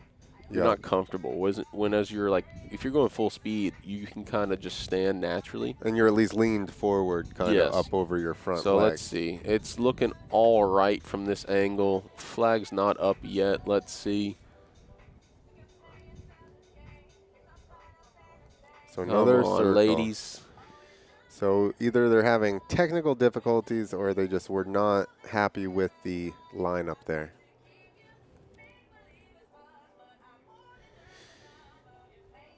It looks like, ladies, a lap Bunch of chop out there for them. circles. Hopefully that stays a little further out there. Water in front of us is looking pretty calm, so that's good.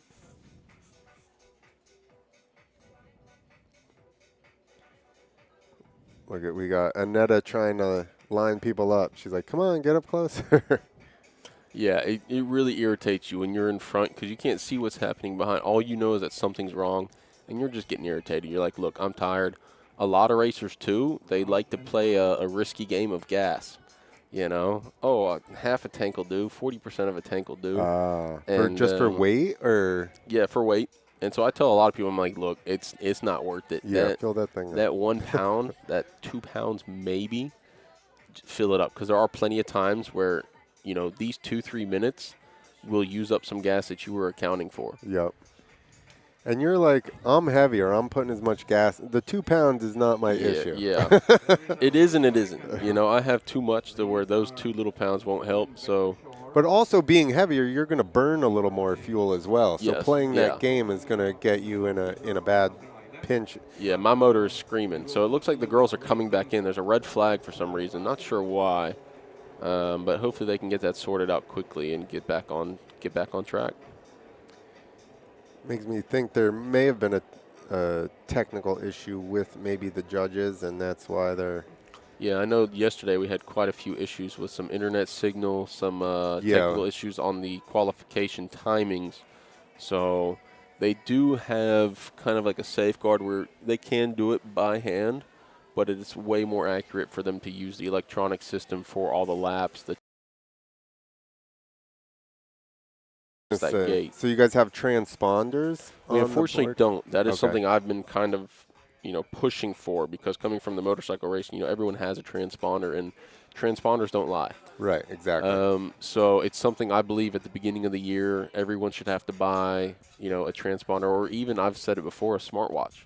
The technology these days is so strong that we could all have smartwatches. They could create an app that tracks everybody so that it knows who's on track when, where they're starting. Would just kind of be a safeguard for if something else goes wrong, they have this to fall back on. That would also create great stuff for the broadcast itself because then you could follow everybody and see that if somebody we had a track, if we had a mini map on the corner to follow, and then also the long lap. The other thing is we're relying, like long laps and missed buoys, a lot of it is relied upon people watching. Yep. So whereas if, we have a mini map up there, you can watch the track and say, okay, yeah, this person went twice to the long lap or they only went once. So I hope that we get to that position soon. But no, currently there is just a sensor on the finish line gate. And that's why people are putting their arm in front of them when they're going through. It's more of a celebratory oh, thing. okay. I thought they were trying to like break the. Well, some people kind of, try to lean forward, but they tell us not to crouch because the sensor is about, 3 foot tall above the water. So a lot of kids will crouch. And they'll go under it? So we're not supposed to crouch or jump. If you jump through there, you actually get a fine because a lot of times people jump through the gate as like a victory and they'll fall. And then you have riders behind you. It's just unnecessary. Impedes the rest of the racers. Yeah, we're all excited. We all want to win, but there's no point in celebrating on the finish line right there. So speaking of jumps, what kind of tricks can you do on your board? Tricks-wise, there's not many tricks you can do. You can jump the heck out of these boards, I will tell you. I've beat the crap out of mine back home. I've beaten them up for years. I jump them on the wakeboard wave. I take them to the ocean. We jump in the ocean all the time. Like a grab or something. You can do grabs and things, but, there's no, you can't do a 360. You can do a backflip. Oh, somebody's going to prove you wrong. I mean, if someone does a 360 in the air, I would be heavily impressed. But I did freestyle motocross for a long time, and I was like, oh, people will backflip, but it's not going to become like. And then they're doing every trick that they do in a backflip, and I'm like, okay, I was wrong. And then whipping it back. It's impressive for sure. But I don't think anybody will be able to do that out here. Now, some people take the fins off. They'll do 360s on the water. Yeah. They'll spin, do things like that. There is a couple people in Europe doing like a freestyle thing where they're jumping. They'll take air mattresses and like stack them up 4 or 5 high, and they'll see who can ollie the highest on the water. Yeah, they'll do gaps. How do the mattresses? They just like put them on top of each other. Air mattress, like blow up. Okay, yeah. Or they'll find where there's like small lakes that are connected. They'll do like gaps. Yeah. Like you would in a wakeboard. Yeah. So there's small things, but there's really not much. These are really built for either cruising around or racing. But no, there are quite a few people in the world that do backflips. They're just very hard to recover because you either have to send it, but you risk breaking the board because carbon fiber is very strong, but also very brittle. Yes, very fragile. So these are not cheap boards. It's not something you want to do often. But yeah, basically backflips, huge jumps, things like that. Now let's see if the girls can get their stuff. So are we?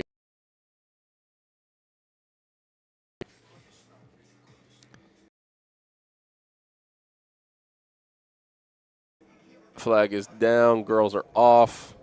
Netta had a good start there.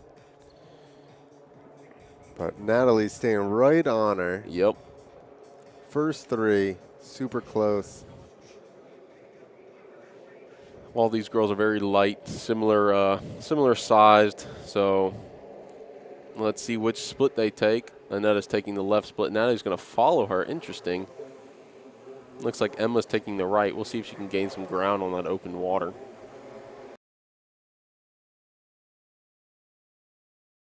This tight section, like you were talking about, trying to miss.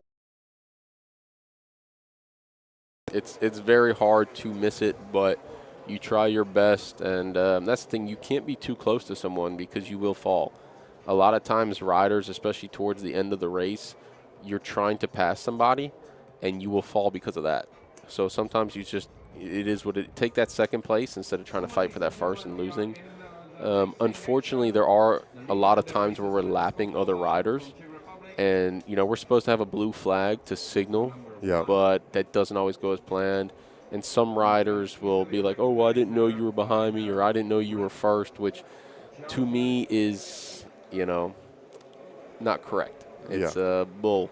So it causes issues because we are fighting for those first place, second place, third place positions, and I hate to say it, we want everyone out here racing, but if you're getting lapped, you need to be out the way. Yeah. There's no reason to hamper other people's true racing if you're being lapped. And it's hard here, too, because you only have 2 course marshals, so it's not like there's people at all the buoys to be able to, with a blue flag. It'd be one thing if we had corner workers, like right. like most tracks. Exactly. But let's see. Annetta again, strong lead right now. Natalie still behind her. Emma, third place. Trying to see where everyone's at on track otherwise. Enjoying the two-stroke smell right now. Oh, yeah.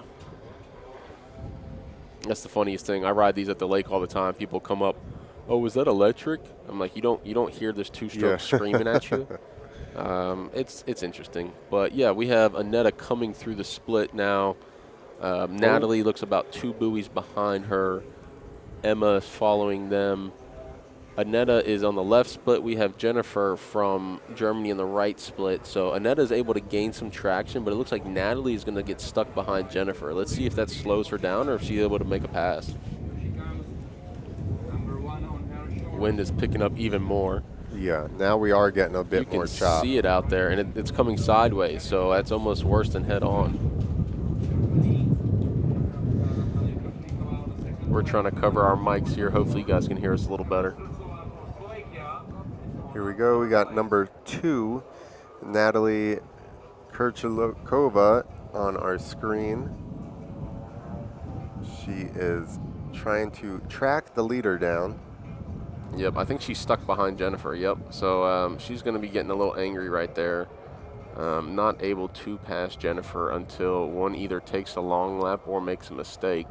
That's what I was going to say. She'll probably, unless Jennifer's taking a long lap, so Natalie, you can see she picked up her pace, and she's going to shoot and try chase Annetta down, but, you know, she was 2 buoys back. Now she's a whole split back, about 6 buoys. So, again, that can make or break it.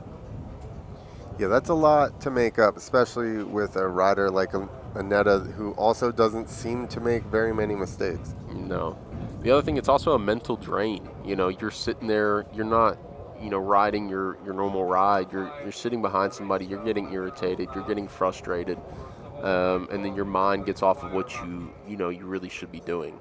So anytime you're racing thinking about something else, you know, you don't want to be thinking. If you think, you're done. You want to just do. So Annetta, strong lead. Looks like we have shorts number 5. It looks like Valentina Novotna is currently in the second place. Annetta is going for her long lap. So let's see where that puts her. Valentina is going to continue riding. So Annetta, you see her coming out of the long lap. She's going to come up behind Emma. Oh, no, Natalie and Emma are both taking their long lap now. So Annetta has an extremely strong lead right now.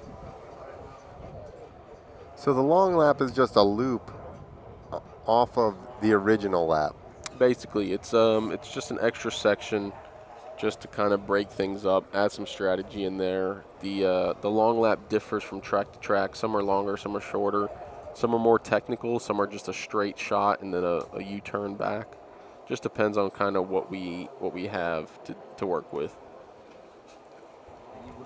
So here we go, right in front of us we got number 2. That's Natalie. Natalie and Emma going head to head basically. Yep, and then we've got Alaya Flores from Mexico right behind them. So I think the current standings are how it started, but we will see.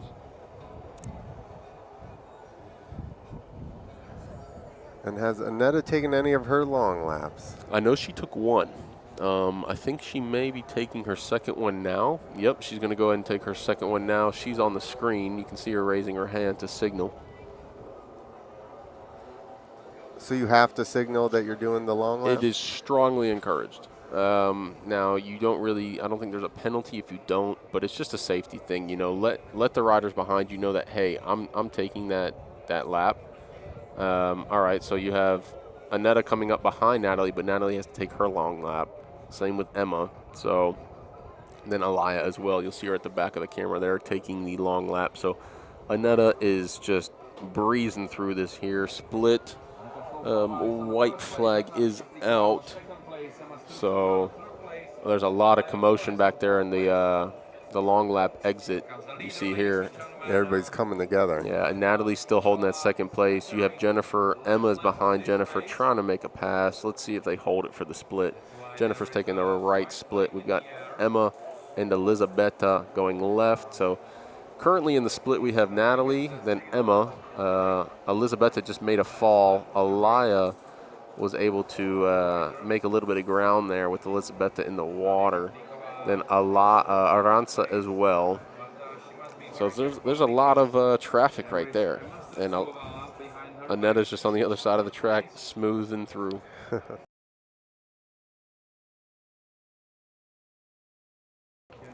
Yep, not making any mistakes. Gonna win this one pretty handily. Yeah, I'm sure she's by herself right now, just breezing through. It's on the first place, and there is a huge gap behind Aneta. So this is Yeah, she's got herself about a 15-second lead at least here. Phenomenal job for Aneta, mistake-free. Our next rider is just making it into the split, which is Natalie Karchalkova, coming in number 2 right now. Another Rocket Racing rider. In third position, we have wearing the number 4 shorts, Alea Flores. The Mexico sisters are out there racing together. Looks like, yes, Alaya is celebrating a little bit before going through third place, I believe. Oh, there you go. She moved up into third, or is that, are we having a timing? No, I think Alaya was able to make that third place because Emma, who was third, is in the water right here in the split. She's had some issues, unfortunately. Not sure what happened there.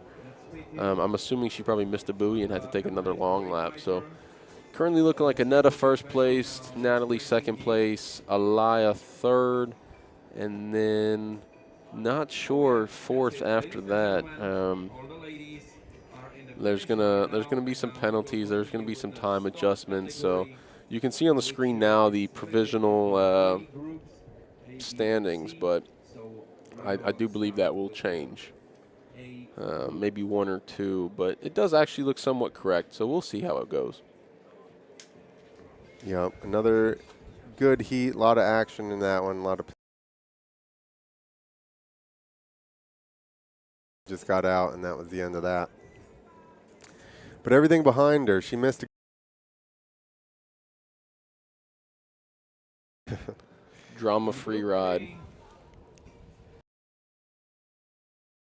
B from the women. Stock group A, B, and C.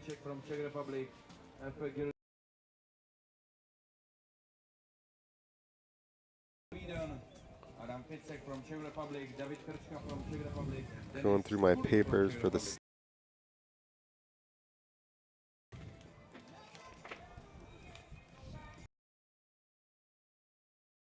have stock and then elite, I believe. Aren't you in stock? Yeah, I'm gonna head out here in a minute. I'm pretty sure you're supposed to race that. Yeah, I'll be racing about 30 minutes, so I'll head back in a few minutes and get everything.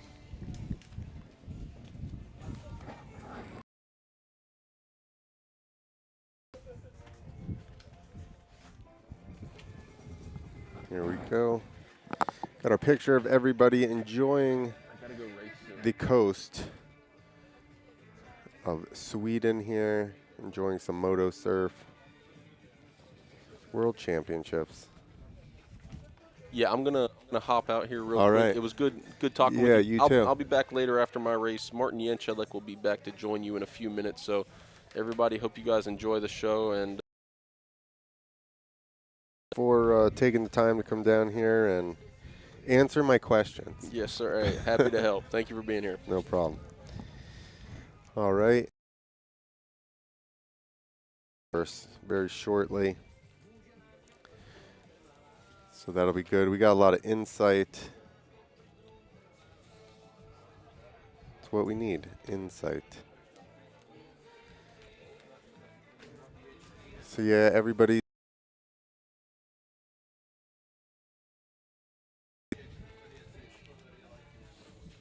Enjoying the gelato. I'm gonna have to go to a bakery now. Anthony said that the The bakeries are second to none here. See what kind of baked goods I can get into. Yeah, the shoreline here is filling up with spectators.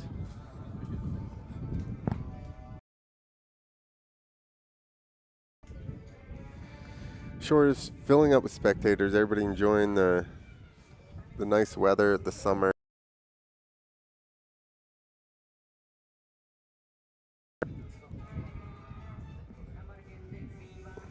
So yeah, if you've not been to Sweden, or especially here, you need to come and visit Sweden. Everybody's been super nice. Everything is super clean. Coffee is good. I love coffee, as you can tell. A lot of reference to coffee. I'm not necessarily that was probably the best I've ever had. I am Italian, so that's difficult for me to say, but it's the truth. I've also had American gelato, so maybe that's my issue. I don't know. I need to go to Italy and have gelato. Apparently. So this is Group A of the stock class. So there you go. Anthony is in Group C? No, he's in Group 2B. So he'd better hurry up back to his pits and get ready. We basically have this moto for him to get all of his stuff together. So this is Heat 2 of stock and stock R.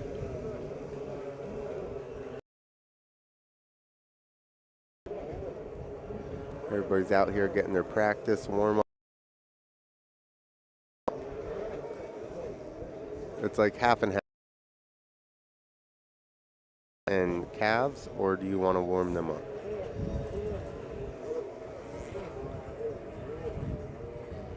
I assume there's benefits to both. There you go, there's a little freestyle.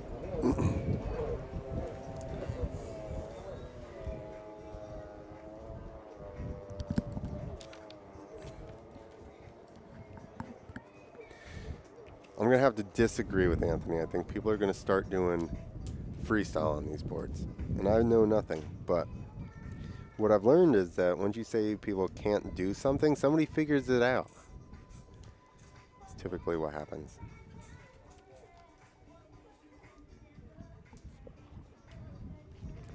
So this is heat number 2, which means they should not have a practice start.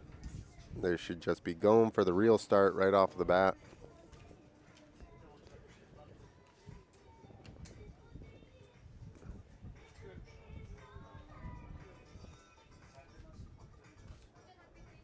So, ladies and gentlemen, we are back in the racing action. We will do the Group A in the stock category. With number 1, you will. So here we go. Everybody's lined up. Let's see if they get the green flag. Number 1 right there is the defending world champion, Mi-Sung Kim. Wearing the number 2 shorts is Hassan Bobas. And the race has started. They're off. Mi-Sung is got a nice little lead. Second place, Hassan Bobas is there, followed by third and fourth.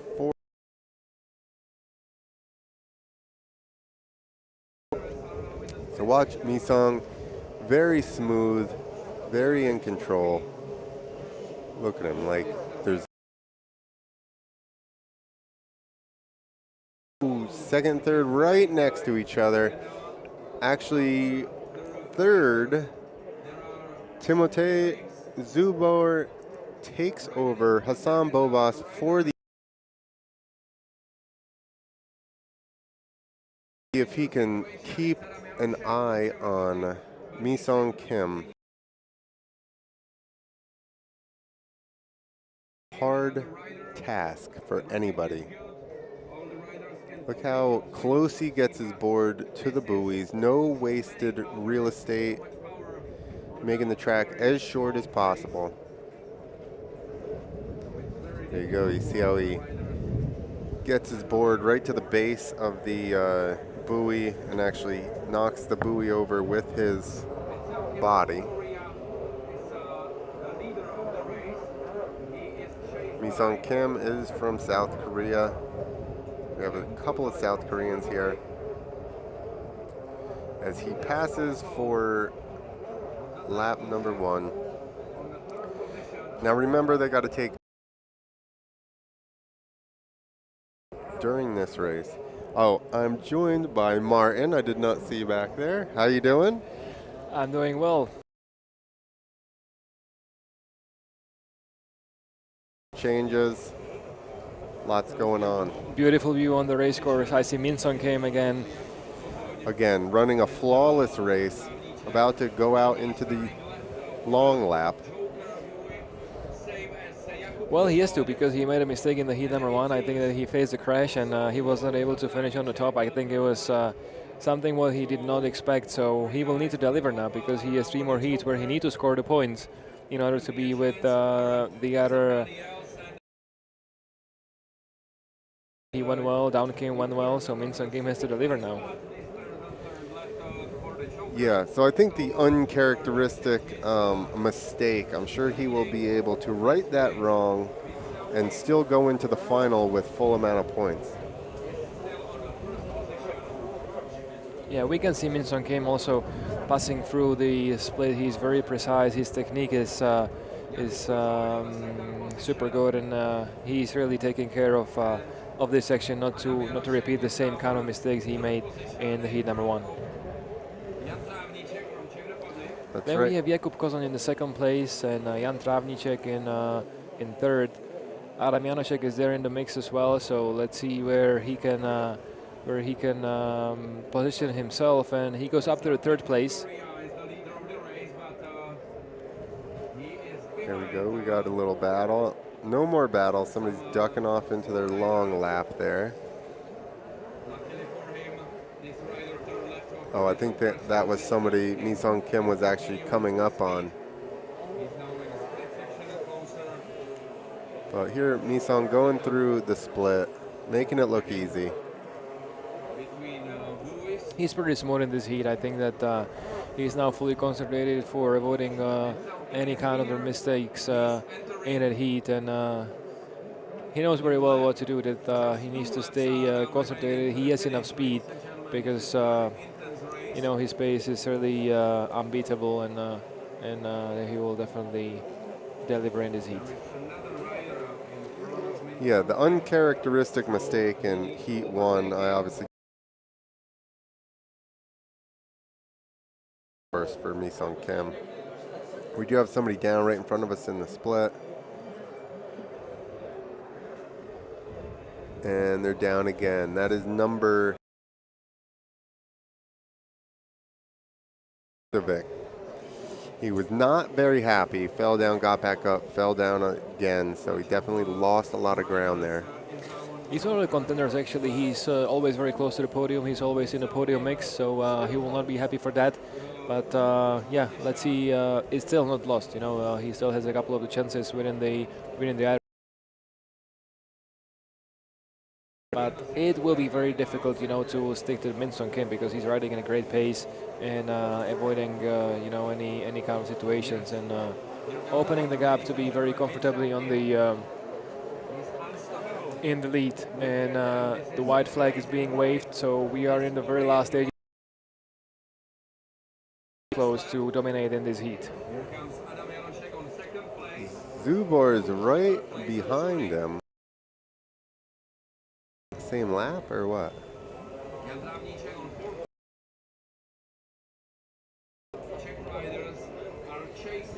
Yeah, we will see how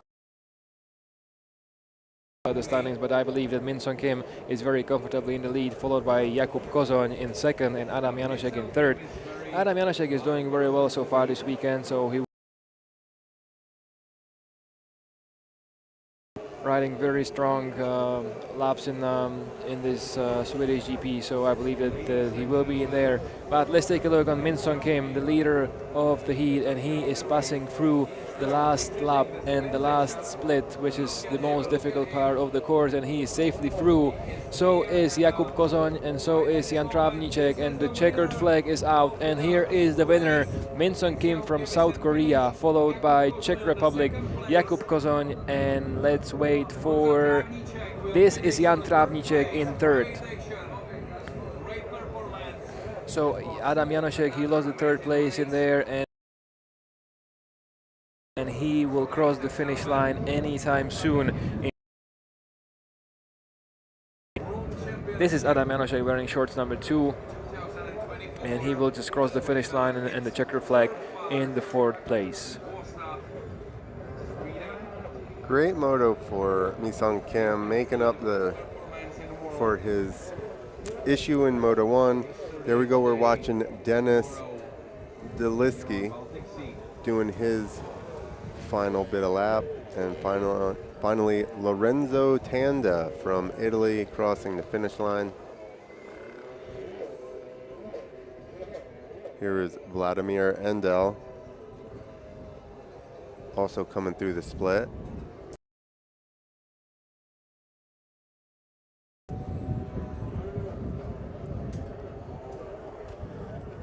You can hear the winds picking up. The water is getting a little bit choppy.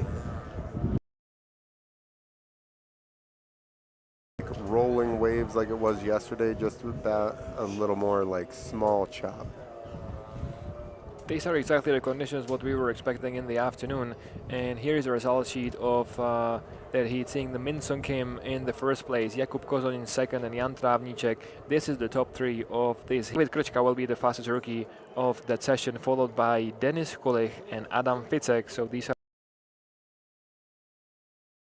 is for Efe Gursu representing Turkey, and the home racer Alexander of the Group A of the stock class. Other co-host class. So it was good chatting with him, got a lot of information. A lot just about the sport and a little bit about techniques.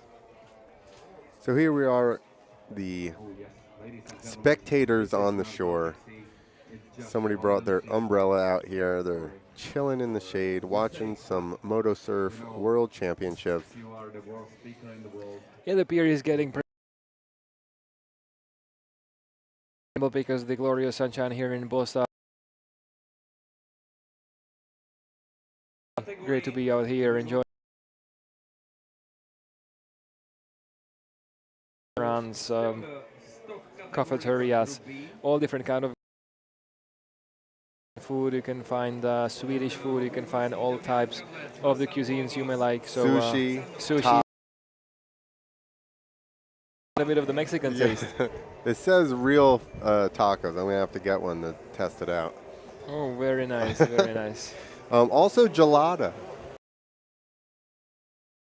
Some pistachio gelato yesterday, and not only do they know how to give you a small cone, and it's like 7 inches tall of ice cream, and I'm like, I don't need that much ice cream. So here I got 1 scoop on a cone, and it was delicious. Yeah, that's right. You have all the various choices of the gelatos. You know, the ice cream is pretty much everywhere here in Båstad. You know, the Swedish people, it's like the Swedish habit, you know, to enjoy the gelato and the ice cream in this beautiful harbor and in this beautiful town just tastes even better, I can say. And I'm amazed, or I bet it's amazing down here. ATP, a stop of the ATP World Tour, which is right across the street here. I heard they draw 20,000. So that's really cool. Imagine having a tennis tournament out of the water. I don't know that there's one anywhere else like that. Yeah, this place is very unique. type of this Swedish Riviera, you know, and the place to be in the summer. And I have to say, the first time I came to Posta, it was in November, and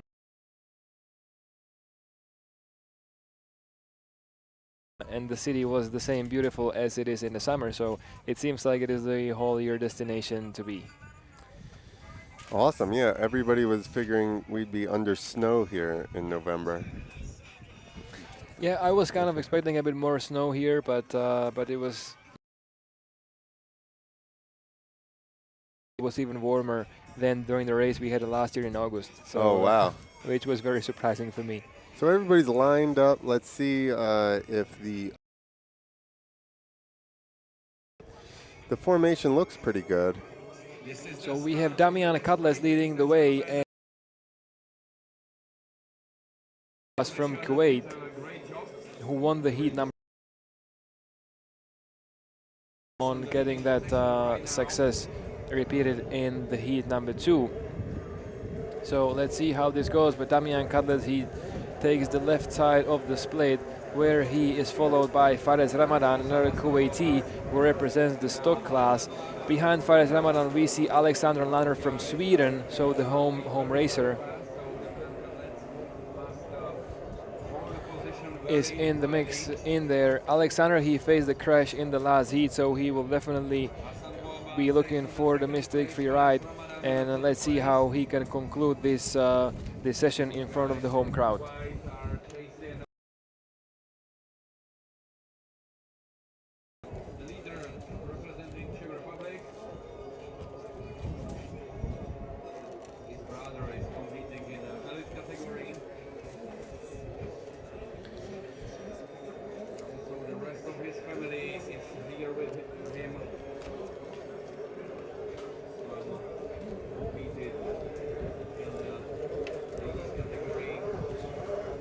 So now the first place, Damian Cutlass, the younger of the two brothers of the Cutlass family. Dominic Cutlass is well known from competing in the Brinks Cup elite class, and he is super fast, and he will be in the podium mix. And his younger brother Damian Cutlass is doing a very good job in the Already taken his long lap, which, or at least one of them do that. He's the only one taking the long lap, which sees him in the 3rd place, which allowed Hassan Boabas to take over the lead. So now leading the way. But he, of course, has to do both of his long laps yet, so we're going to see how that plays out. He's still not taking them. I think Damian, he went for a good strategy. Down by nobody else. That's maybe the strategy what also Hassan Boabas will take. And there is one thing which is very clear: he will definitely like to repeat the success from the heat number 1, where he managed to win. Yeah, absolutely. Going into the final with a perfect score would be great for Hassan. Like seeing the gaps in between the leader and Damian Cutlass seems to be a bit closing. So in the long lap, we might expect that Damian Cutlass will take over Hassan Boabas, because his lap time pace is slightly faster than the Kuwaiti. So what we're going to see is how the long laps play out, because Hassan still has to take 2, I believe. Done one. So let's see here, we're approaching, and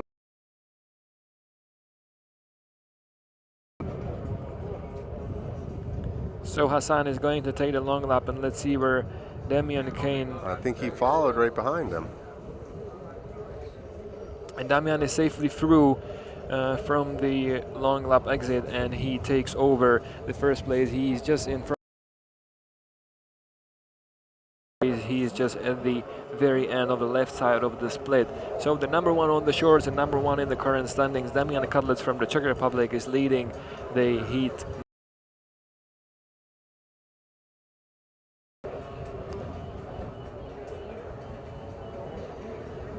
There you go, finishing another lap there. Damian in control. He's got one more long lap. I think all of the 3 leaders do. They got one more. Right in front of us, we got a Swedish rider. I know he had a little bit of issues in Heat 1.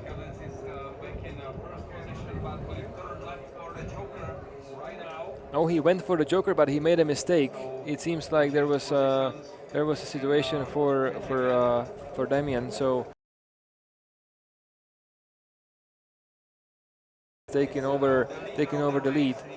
So with number 2 on his short, number 42 on his jersey representing Kuwait, Hassan Bouabbas is the current leader of this heat. That would be great for him to get 2 heat wins going into the final.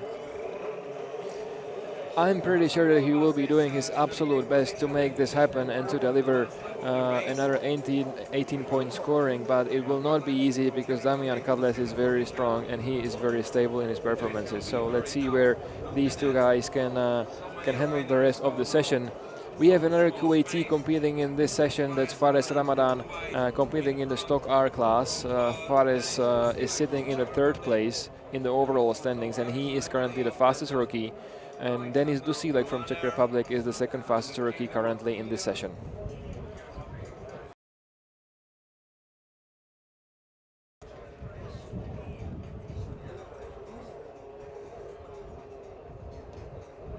There on screen, we got Damian Kadlec in the lead. Smooth. He's just got a couple more buoys to make coming out of the split. And the checkered flag is out, and as Hassan Bouabbas went to the on the 1st place and crossing the finish line victorious of the heat, and Hassan Bouabbas is taking the 2nd place. 1-2 scores is not too shabby either, so he's got to be happy with that. Fares Ramadan will score 3rd place, and Arton Eboli from Mexico.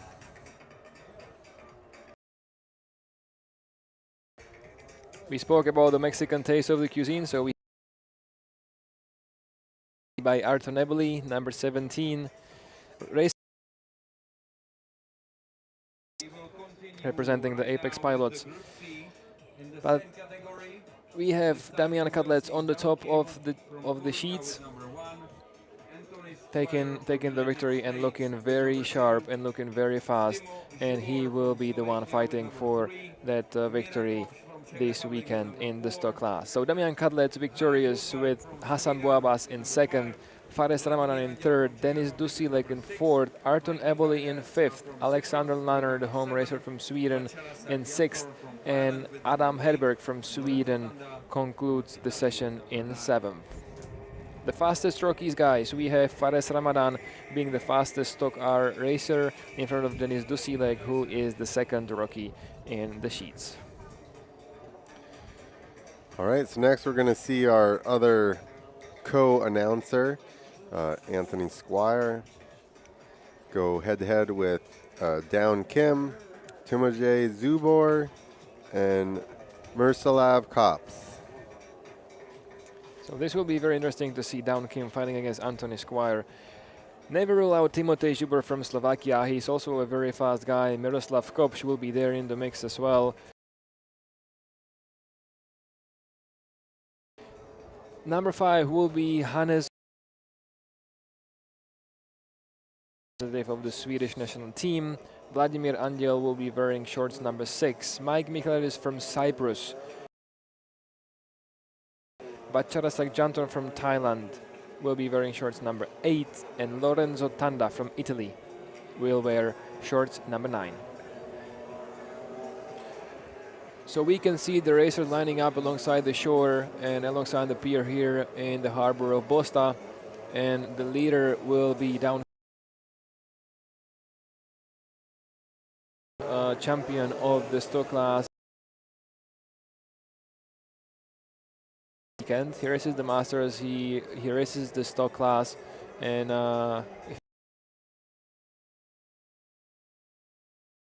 going like the perpetuum mobile. Yeah, he runs 2 classes and doesn't look like he gets tired in either. He never makes mistakes, even last laps. You know, you would think that eventually you'd start to get worn out and start to make small mistakes, but he's definitely got the fitness to make it happen all day here. Which he also rides the Masters, does he not? No, he's running Elite. In the Masters. Oh, okay, yeah. So he's same as me, nearing retirement, but still young enough to shred.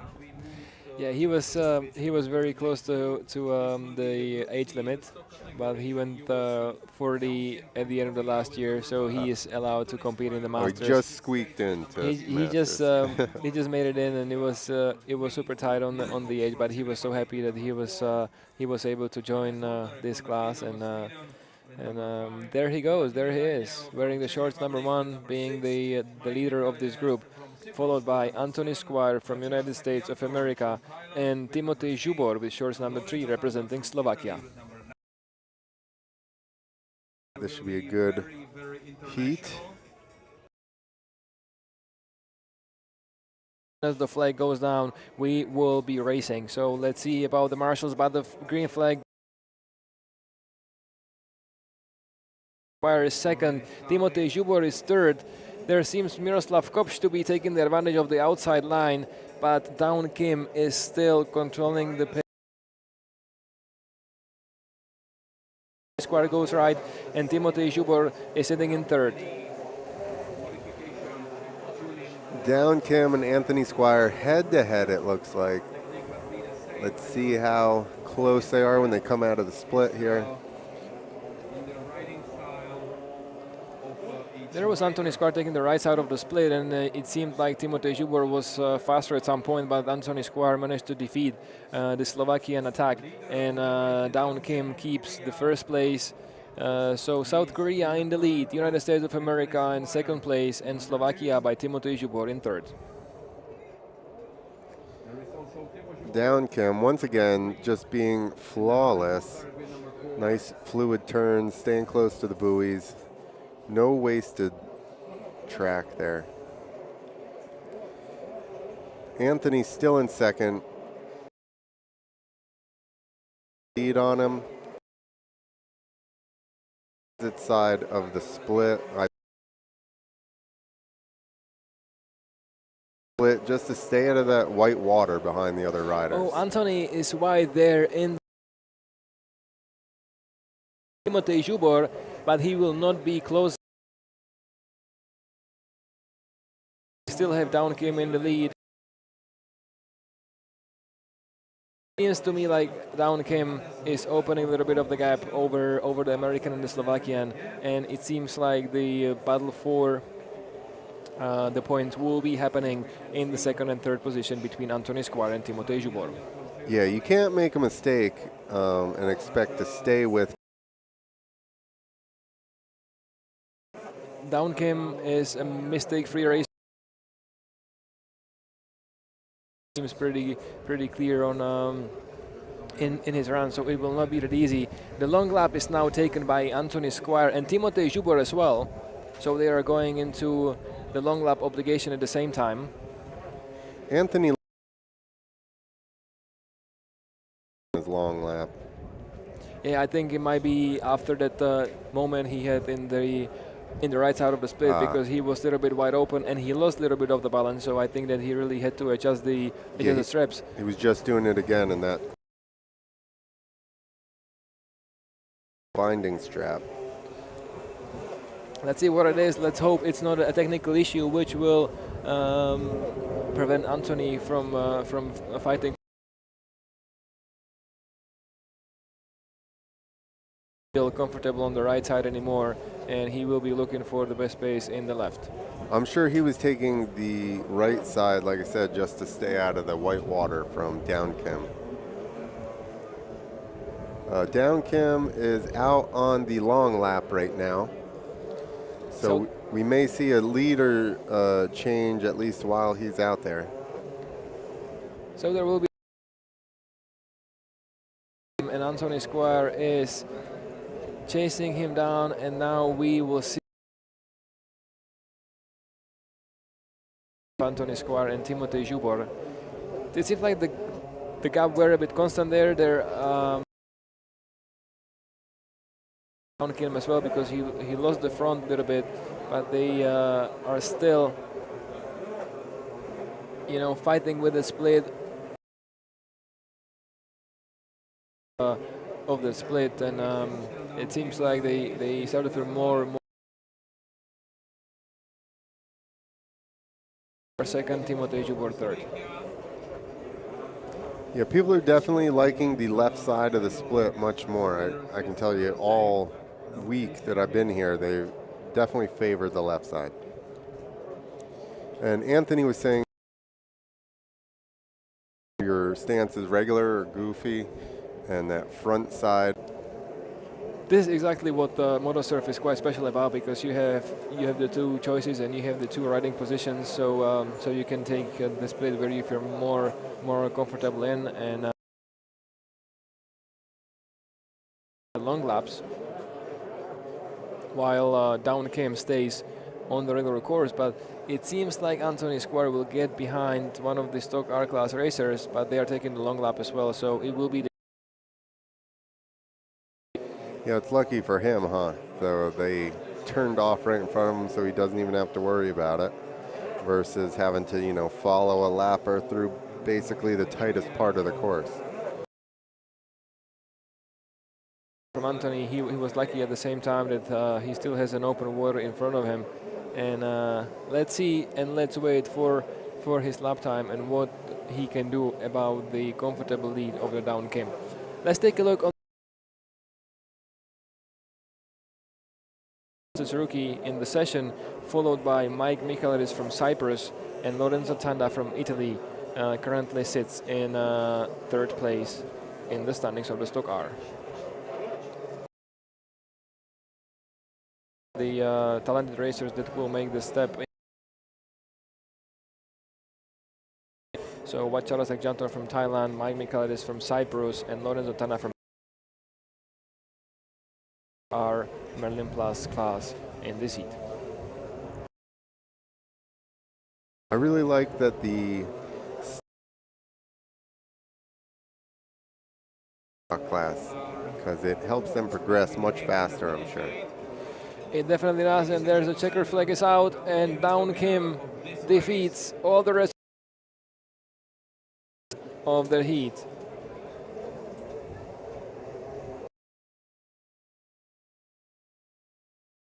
Squire, I did not see the rest of it.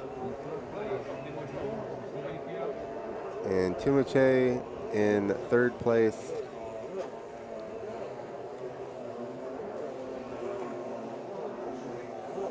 So the water is a little bit more choppy. It doesn't seem to be bothering these guys too much. It gets rougher and rougher as we go more and more late in the afternoon. But I'm pretty sure that these guys, and with their experience, they will be able to handle the conditions here in Båstad in Sweden. The way he likes the best, making donuts in front of the crowded pier here in Båstad. He loves it. I believe the crowd loves it as well. And he definitely loves the momentum of scoring the 18 points and of scoring the first place this weekend. You need him to win just so he can do his tricks after the race. I'm sure that this guy will be the crowd's favorite. And here is the final results. Down came in the first place. Anthony Squire takes second. Timotej Zubor takes third. Fourth and the fastest rookie, Michalidis, and the second fastest rookie. Sixth place for Hannes Hultberg, Miroslav Kopš in seventh, Vladimir Angelin eighth, and Lorenzo Tanda from Italy in the third Stock R racer in ninth place. Lorenzo, very Italian name. Lorenzo Tanda, the racer from Italy who joined the MotoSurf World Championship this year. So he's taken his experience, also making an amazing progress. So I think in a couple of the racers we will see Lorenzo Tanda keeping up with the pace with the rest of the Rockies class. And the next GP will be his home GP because we are heading to Rodi Garganico in 1 month time. So we will be the home GP for Lorenzo, and I can't wait to see him out there. I bet they have good coffee there as well. Wow, the coffee, croissants, and all the Italian stuff. Italian stuff is the Italian stuff. You know, Anthony told me I need to go to a bakery here. Oh, yeah. He said they were the best. So now I got to look for a bakery. Ladies and gentlemen, All right, so that's all 3 groups in the stock class. category. So What do we have coming up next? I would imagine the elites. during MotoSurf World I'll Championship take a look. 2024. I mean, you have 10 riders in total. Let's see what we got. Unfortunately, So that was won't compete, so stock. we have only Now, yep, we're going to have Heat 2 for the elite. 8 laps, 2 long laps. And the elite is just what it says. It's the top, it's the pinnacle of the sport. Like Anthony told us, it is owned by the Czech riders. And that's why he's not tried to move up to the elite class yet.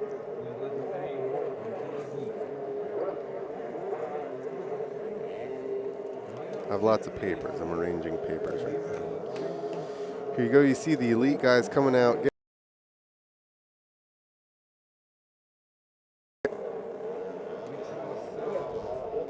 And you can in the motors. These guys are allowed to do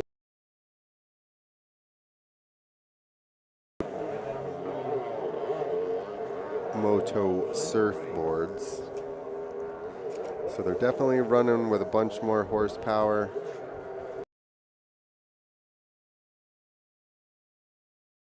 And some of these guys in the elite class are getting them up to 20s. With 16 is a lot of horsepower. Here we go, Elite Group A.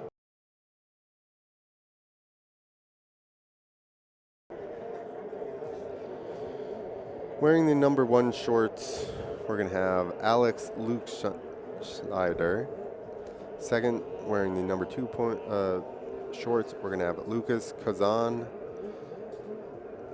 Wearing the number 3 shorts, Dominic Kadlec. Number 4, Mateus Novotny. Skamla. Wearing the number 6 shorts, Oliver Navarra. Number 7, Matej Kozsek. Number 8, Jakob Kornfeld. Just got hit in the face with my paper. Number 9, Yuri Wolf. And he has an A on his shorts, Daniel Provsnik. So here they're lining up for their start. Let's see if their formation is good. See if they get the.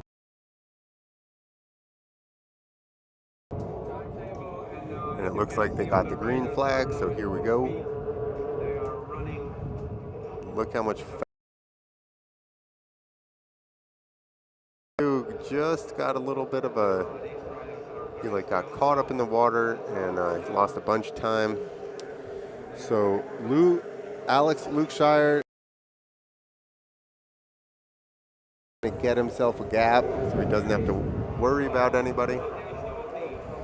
Number 2 and 3 right together there. Number 3 took over second place, Dominic Kadlec.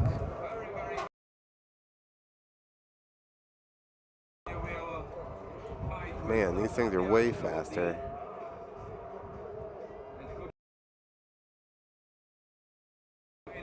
So let's see. Alex still out front, opening up a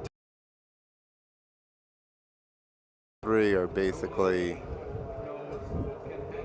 leaving the rest of the field. They got the most horsepower. All right, all 3 taking.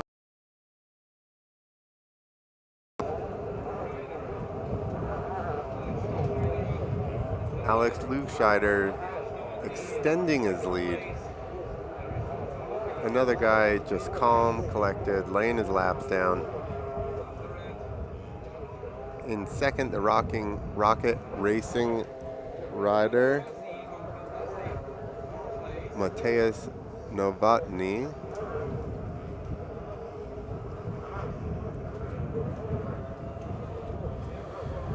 You can see the water's getting much more choppy. You can hear in my microphone that the wind is picking. And they're going to have to compete with besides the other ride. In first place, going through the split right in front of our booth here.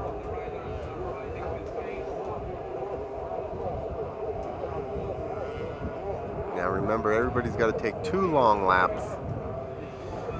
Let's see how they play it.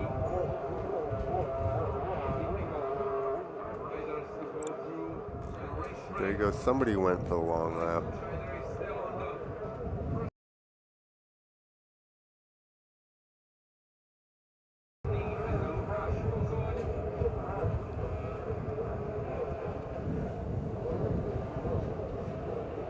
All right, here are our first 3 leaders.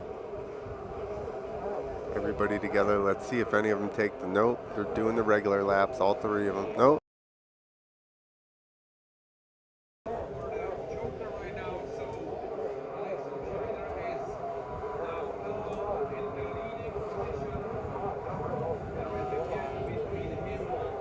So number 3, Dominic Kadlec took his long.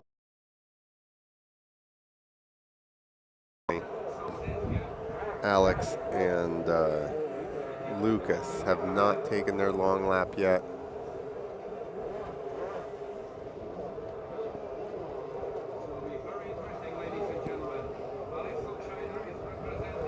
So Alex is still in the lead.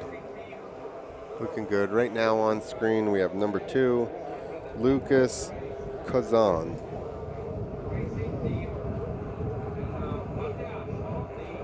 Still, neither one of those guys have taken their long.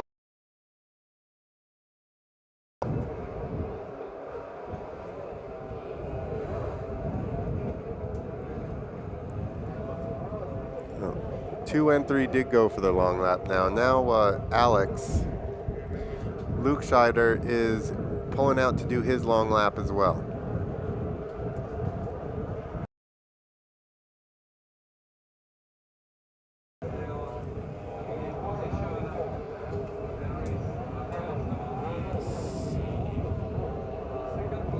So right now it's looking like Alex Lukscheider, Lucas Kazan, Jake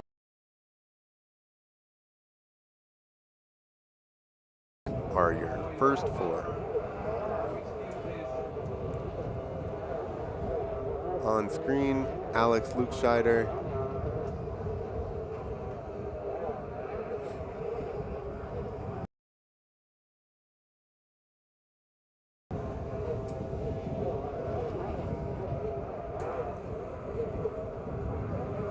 Here we go.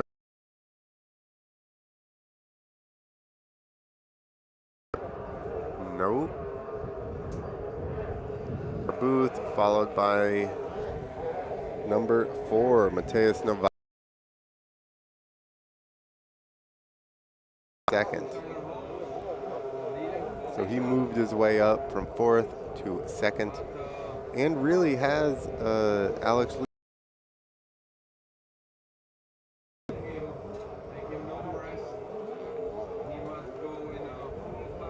So we're going to see either one of them have to take a long lap.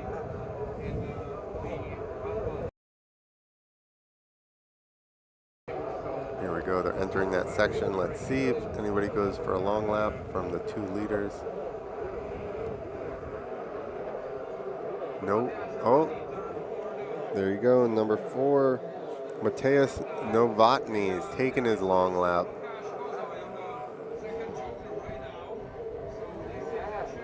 And Lukas Kozan is taking his second long lap as well.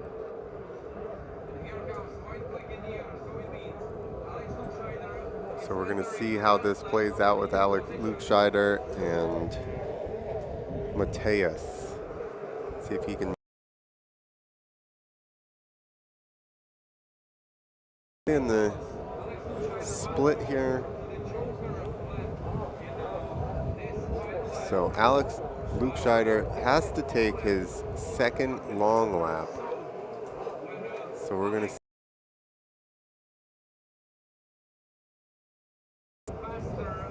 Let's see. Yup, he's going long lap. So let's see if Mateusz is close enough to catch him by the time he gets back out of it.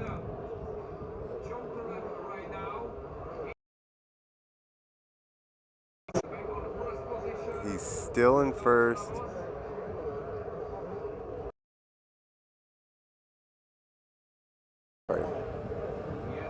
Mateusz is right behind Luke Scheider, but he the lap got him to the lead, so he's still in second. There's a couple of buoys left here, and Luke Scheider wins Heat 2. Mateusz Novotny in second, Lukas Kozan in third, Dominic Kadlec. So there you go. You can see how choppy that water got. And again, it's small chop. It's not like big waves. When the wind switches the other way and comes from the ocean back in, we seem to get a little bit more waves, but it gets small chop when it's going from the land out. Here we're seeing number 3 finish his race as Dominic Kadlec. So not a bad finish for him. But your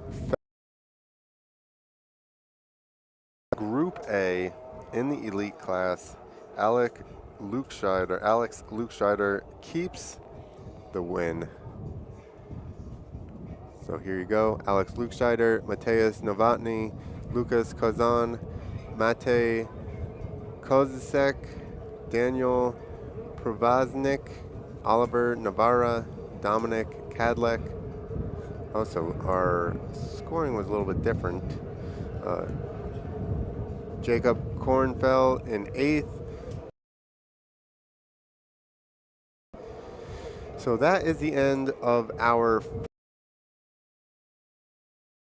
I know some of them are Heat 2, but basically we're run through all the heats for the day, or for the first section. We're going to take a little bit of a lunch break. I'm going to go get something to eat, and then we will be back after our lunch at so we'll see you guys in a little bit, and have a good break.